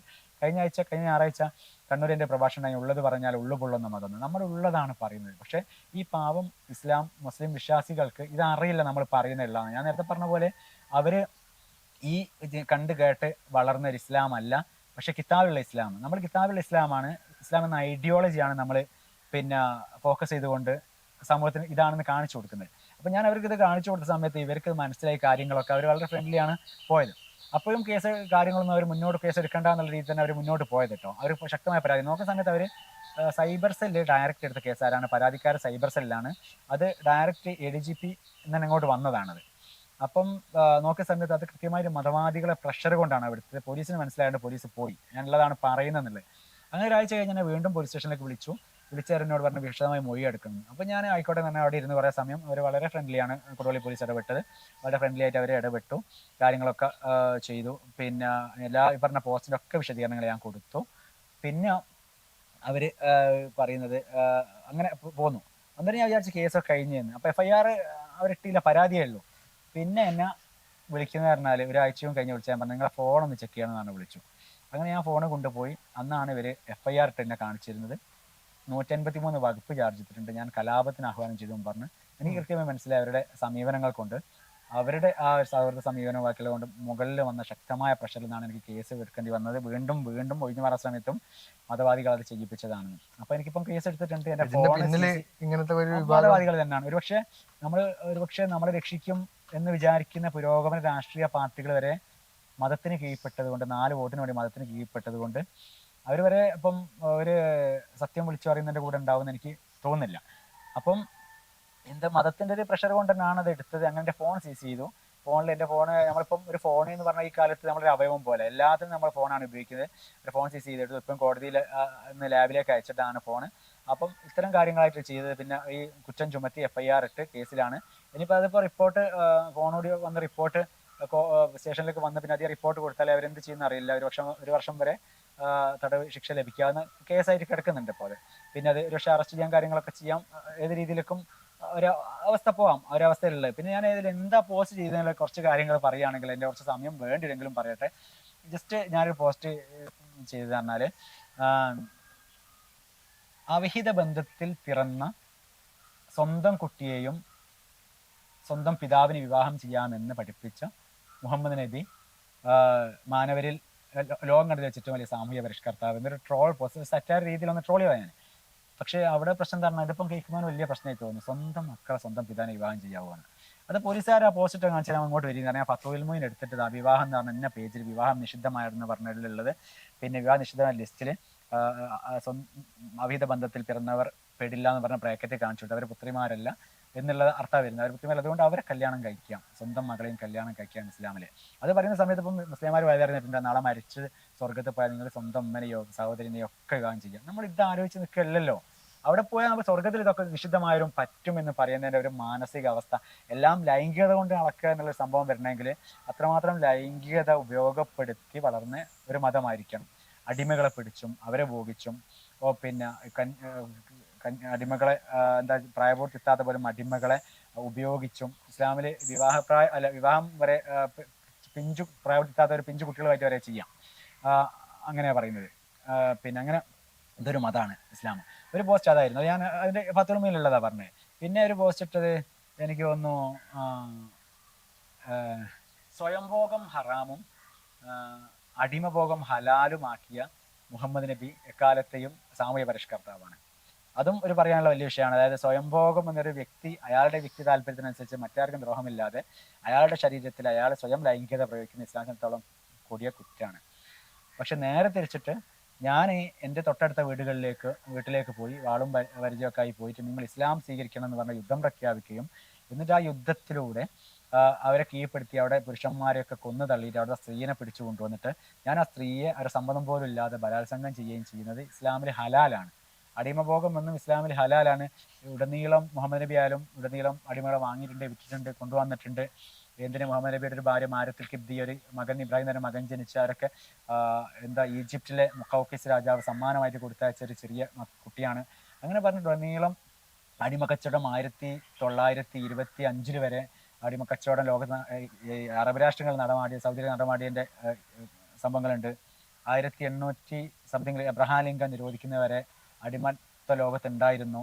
മാത്രമല്ല ഇസ്ലാമിൽ അടിമത്തം നിരോധിച്ചിട്ടേ അല്ല, ഇസ്ലാമിൽ ഉടനീളം അതിനെ പാടിപ്പുകയറ്റാണ് എന്നല്ലാണ്ട് നിരോധിച്ചിട്ടേ അല്ല ഒരവസ്ഥയാണ്. അപ്പം ഒരു മനുഷ്യൻ മറ്റൊരു മനുഷ്യനോട് ചെയ്യുന്നത് ഏറ്റവും വലിയ ക്രൂരത നമുക്ക് അടിമത്തം എന്ന് പറയാം. എൻ്റെ കീഴിൽ കൊണ്ടുവരിക, കാര്യങ്ങൾ ചെയ്യാം. അപ്പം യുദ്ധം ചെയ്യുന്നതിലെ ഖനീമത്ത് മുതലുകൾ എന്ന് പറയും. അതിൽ ആദ്യം യുദ്ധമുതലുകളെ കുറിച്ച് നബി അള്ളാഹു ആയത്തിറക്കിയ എല്ലാ മുഹമ്മദ് നബിക്കാണ്. പിന്നെ യുദ്ധത്തിന് ആളെ വരാതെ ആ സമയത്ത് അത് 5-1 മാറ്റി. ആ ഖനീമത്ത് മുതലുകളിൽ പിന്നെ കാര്യമുള്ളത് ഈ അടിമ സ്ത്രീകളാണ്. അപ്പം ഈ അടിമ സ്ത്രീകൾ ഇങ്ങനെ വിനിയോഗിക്കുക. നമ്മുടെ ഈ ഇസ്ലാമിന്റെ ഫിഖ് ഗ്രന്ഥങ്ങളൊക്കെ വായിച്ച അടിമ സ്ത്രീകൾ ഔറത്ത് എന്ന് പറഞ്ഞാൽ പൊക്കൾ മുതൽ പുരുഷന്റെ ഔറത്ത് വരെയെല്ലാം പൊക്കൾ മുതൽ ഇവിടം വരെ ഒരു സ്ത്രീ കാണാൻ വരികയാണെങ്കിൽ, പെണ്ണ് കാണാൻ പോവുകയാണെങ്കിൽ വരെ ബാക്കിയൊക്കെ കാണാമെന്നാണ് പറയുന്നത്. അപ്പം ഈ ഒരു സാധനം, ഇങ്ങനത്തെ കുറച്ച് സാധനങ്ങളെ ഞാൻ പോസ്റ്റ് ചെയ്ത്, അങ്ങനത്തെ കുറെ പോസ്റ്റുകളുണ്ട്, അതിലേക്കൊന്നും കിടക്കാനുള്ള സമയമല്ല. അപ്പം ഇത്തരം കാര്യങ്ങൾ ഉള്ളത് പറഞ്ഞപ്പോൾ പൊള്ളിയതും അതാണ് എന്നെ സംബന്ധിച്ചിടത്തോളം. ഈ പോസ്റ്റുകളൊക്കെ കാണുമ്പോ ഇത്തരം കുറെ പോസ്റ്റുകളുണ്ട്, അങ്ങനത്തെ കുറെ പോസ്റ്റുകളുണ്ട്. അപ്പം അത്തരം കുറെ പോസ്റ്റുകളൊക്കെയാണ് ഇവർ മതനിന്ദയാക്കിയെടുത്തത്. പിന്നെ എൻ്റെ കുറെ പ്രഭാഷണത്തിന്റെ യൂട്യൂബ് ഫോട്ടോസൊക്കെ വെച്ചിട്ട് ഞാൻ ഇതിനെ പ്രവർത്തിക്കുന്നു എന്നുള്ള രീതിയിൽ കാര്യങ്ങൾ ഒരു 15-20 ദിവസത്തെ പോസ്റ്റ് ചെയ്ത സാധനങ്ങളൊക്കെ വെച്ച് ഞാൻ അതിനുശേഷവും ഇപ്പോഴും ഞാൻ എൻ്റെതായ കാര്യങ്ങളിൽ തന്നെ മുന്നോട്ട് പോകുന്നു. ഇതിപ്പോ നിങ്ങൾക്ക് മാത്രമേ ഉള്ളൂ അല്ലെ വേറെ ആർക്കെങ്കിലും മതനിന്ദ ഇതിന് മുമ്പൊക്കെ പലർക്കും പ്രയോഗിച്ചിട്ടുണ്ട്, ഫോൺ ചെയ്തിട്ടുണ്ട്, കാര്യങ്ങളൊക്കെ ഉണ്ട്. അതിനെ സംബന്ധിച്ചിടത്തോളം പിന്നെ ഒരുപക്ഷെ മുകളിലുള്ള പ്രഷറിൽ നിന്ന് അവർക്ക് എടുക്കേണ്ടി വരുന്ന സാഹചര്യം കൊണ്ട് എടുക്കുന്നതാണ്. അതിപ്പം കോടതിയിലെത്തിയാൽ എത്രത്തോളം കൃത്യമായിട്ട് നമുക്കൊരു ബോധ്യമുണ്ട്. കോടതിയിലെത്തിയാൽ നമ്മൾ പറഞ്ഞ കാര്യങ്ങളൊക്കെ എവിഡൻസ് ഇല്ലാതെ ഞാൻ ഇസ്ലാം വിമർശനം ഒന്നും നടത്താറില്ല. കാരണം നാളെ നമ്മുടെ തലയിൽ കയറുമെന്നും കടന്നൽപ്പറ്റങ്ങളെ പോലെ ആക്രമിക്കുമെന്നും അറിയാവുന്നത് കൊണ്ട് നമ്മൾ അതിന്റെ എവിഡൻസ് വെച്ചിട്ട് തന്നെ പറയാനുള്ളത്. അത് ഇത്ര നമ്പർ, ഇത്ര കോട്ടിങ്സ്, ഇത്ര ഹദീസ്, ഖുർആൻ എന്നൊക്കെ പറഞ്ഞിട്ടാണ് പറയുന്നത്. പക്ഷെ ഈ പറഞ്ഞതൊക്കെ നമുക്ക് കോടതി തെളിയിച്ചു കൊടുക്കാൻ പറ്റുന്നതേ ഉള്ളൂ. അവർക്ക് ഇപ്പം നൂപൂർ ശർമ്മ ഈ മുഹമ്മദ് നബിയുടെ 6 വയസ്സായ കുട്ടിയെ കെട്ടിയെ വിമർശിച്ചു. അപ്പം അവർക്കെതിരെ എല്ലാവരും കൊലവിളികളായിട്ട് പോകുന്നു. അതിൻ്റെ എതിരെ തന്നെ ഒരാളെ കഴുത്തറുത്ത് കൊന്നൊക്കെ ഒരു പ്രശ്നം ഉണ്ടായല്ലോ. അപ്പം അവർ പറഞ്ഞത് ഉള്ളതാണ്. അവരും എല്ലാ കാലത്തേക്കും ഖുർആനിൽ പറയുന്ന ലക്കത്തിക്കാനും പി റസൂലുള്ളാഹി ഉസ്വത്തുൻ ഹസന എന്ന് പറയുന്നത്. അതായത് നബിന്റെ എല്ലാ കാലത്തെ എല്ലാ പ്രവൃത്തിയിലെത്തിയും എല്ലാ കാലത്തേക്കും മാതൃകയാണ്. 6 വയസ്സായ ഒരു പിഞ്ചു കുഞ്ഞിനെ കല്യാണം കഴിച്ച് സ്വന്തം സുഹൃത്തിന്റെ വരെ കല്യാണം കഴിച്ചത് എന്ത് മാതൃകയുള്ളത്? വരും കാലത്തേക്ക് എന്ത് മാതൃകയുള്ളത്? അതേപോലെ തന്നെ നേരത്തെ ഞാൻ പറഞ്ഞ പോലെ തന്നെ ഖൈബർ യുദ്ധത്തിൽ സ്വന്തം സഹോദരനെയും പിതാവിനെയും ബാക്കിയുള്ള കുടുംബക്കാരൊക്കെ കൊന്നിട്ട് തിരിച്ചു വരുന്ന വഴി മദീനയിലേക്ക് താമസസ്ഥലത്തേക്ക് എത്താൻ വരെ സമയമില്ലാതെ പാതി വഴിയിൽ വെച്ച് ടെന്റ് കെട്ടി മധുവിധ കൊണ്ടാടിയ മുഹമ്മദ് നബിയുടെ ജീവിത ചരിത്രമുണ്ട്. ഇവിടെയൊക്കെ അടിമകളെ ഉപയോഗിക്കുക എന്നാണ് ഇവിടെ വരുന്നത്. അപ്പം ഉടനീളം മനുഷ്യത്വ വിരുദ്ധമായ ഇത്തരം സമീപനങ്ങൾ, ഇത്തരം സാധ്യതകളൊക്കെ വെച്ചു പുലർത്തുന്ന മതം ആധുനിക വിരുദ്ധമാണ്, സ്ത്രീ വിരുദ്ധമാണ്. ഇത് നമ്മുടെ സമൂഹത്തിന്റെ ലക്ഷ്യം എന്ന് പറഞ്ഞാൽ ഈ ഭരണഘടന അനുവദിച്ചിരിക്കുന്ന 51 പ്രകാരം ശാസ്ത്രീയത്വര് അന്വേഷണത്വരൊക്കെ സമൂഹത്തിൽ ഉണ്ടാക്കിയെടുക്കാനുള്ള പ്രവർത്തനങ്ങളെ നമ്മൾ ശ്രമിക്കുന്നതും. പക്ഷെ ഇത് മതനിന്ദ ആവാനുള്ള കാരണം ഇത് സമൂഹത്തിൽ മുസ്ലിങ്ങൾക്കൊന്നും അറിയില്ല അതൊന്നുള്ള, നമ്മൾ ഉള്ളത് വിളിച്ചു പറയുകയാണ് ചെയ്യുന്നത്. പക്ഷെ അപ്പം നമ്മൾ അന്യനായി, നമ്മൾ ഭീകരവാദിയായി, നമ്മൾ കലാപത്തിന് ആഹ്വാനം ചെയ്യുന്നവരായി. ഇപ്പം കലാപം ഉണ്ടാക്കുന്നതും കലാപത്തിന് ആഹ്വാനം ചെയ്യുന്നതും ഭീകരവാദം നടത്തുന്നതും ഇവിടുത്തെ മതങ്ങളാണ്, മനുഷ്യത്വ വിരുദ്ധമായ പ്രത്യയശാസ്ത്രങ്ങളാണ്. ഇത്തരം ഐഡിയോളജികളെയാണ് നമ്മൾ എതിർക്കുന്നതും എതിർക്കുകയും ചെയ്യും. നാം ലക്ഷ്യം വെക്കുന്ന ഒരു സമൂഹം എന്ന് പറഞ്ഞാൽ ഇവിടെ ജാതി ഉണ്ടാവരുത്, മതം ഉണ്ടാവരുത്, മനുഷ്യരായിട്ട് മാത്രം ജീവിക്കുന്ന, അതിൽ ആണ് പെണ്ണ് LGBTQ എന്നാ പറയുന്നത്. നമ്മൾ മതഗ്രന്ഥങ്ങളൊക്കെ നോക്കിയാൽ ആണും പെണ്ണേ ഉള്ളൂ. ആണുങ്ങൾ എങ്ങനെ ജീവിക്കണം, പെണ്ണുങ്ങൾ എങ്ങനെ ജീവിക്കണം എന്നൊക്കെ ഇസ്ലാമിക ഗ്രന്ഥങ്ങളൊക്കെ പറയുന്നുണ്ട്. ആ കാലത്ത് ഈ ദൈവങ്ങൾക്ക് ഒന്നും അറിയില്ലായിരുന്നു 3-4 ലിംഗക്കാരും അതിൻ്റെ അങ്ങോട്ടുള്ള ലിംഗക്കാരും ഒന്നും ഉണ്ട് എന്നുള്ളത്. കാരണം ആ കാലത്ത് കാണാത്തതുകൊണ്ട് അറിയാതെ പോയി. ആ കാലത്തെ ഗോത്രകാലത്ത് കണ്ട സാധനങ്ങൾ മാത്രമേ ഈ മതഗ്രന്ഥങ്ങളിലൊക്കെ എഴുതി വെച്ചുള്ളൂ. മനുഷ്യന്മാരിങ്ങനെ ഒക്കെ ഒന്നും പറഞ്ഞില്ല. അപ്പം അതിൻ്റെ അപ്പുറം ആധുനിക മനുഷ്യനായിട്ട് ഇവിടുത്തെ ഭൗതിക സാഹചര്യങ്ങൾക്ക് ഉപയോഗപ്പെടുത്തിക്കൊണ്ട് ലിംഗസമത്വത്തിൽ ജീവിക്കാനുള്ള ഒരു സമൂഹത്തിന് വേണ്ടിയുള്ള ശ്രമത്തിൽ നമ്മൾ അതിൻ്റെ മുമ്പ് തടസ്സമായി നിൽക്കുന്ന പ്രത്യയശാസ്ത്രങ്ങളൊക്കെ നമ്മൾ പടപൊരുതും. അത് പൊരുതേണ്ട ഒന്നാമത്തെ ഐഡിയോളജിയാണ് ഇസ്ലാം. ഇസ്ലാമിൻ്റെ ഐഡിയോളജിയിലെ അത്ര ഒരു മാനവിക വിരുദ്ധത ഒരു സമൂഹത്തിൽ മൊത്തം പ്രകടിപ്പിക്കുന്ന ഐഡിയോളജി മറ്റുണ്ടെന്ന് എനിക്ക് തോന്നിയില്ല. എല്ലാത്തിലും ഉണ്ട്. പക്ഷെ അതിൽ കുറച്ച് മുന്നിട്ട് നിൽക്കുന്നതുകൊണ്ടാണ് നമ്മൾ മുന്നേ നിന്ന് ശ്രമിക്കുന്നത്. ഏതായാലും ഇത്രയും നേരം നമ്മൾ സംസാരിച്ചതിൽ നിങ്ങളുടെ വിലപ്പെട്ട സമയം നമുക്ക് കൂടി തന്നതിൽ വളരെ സന്തോഷം.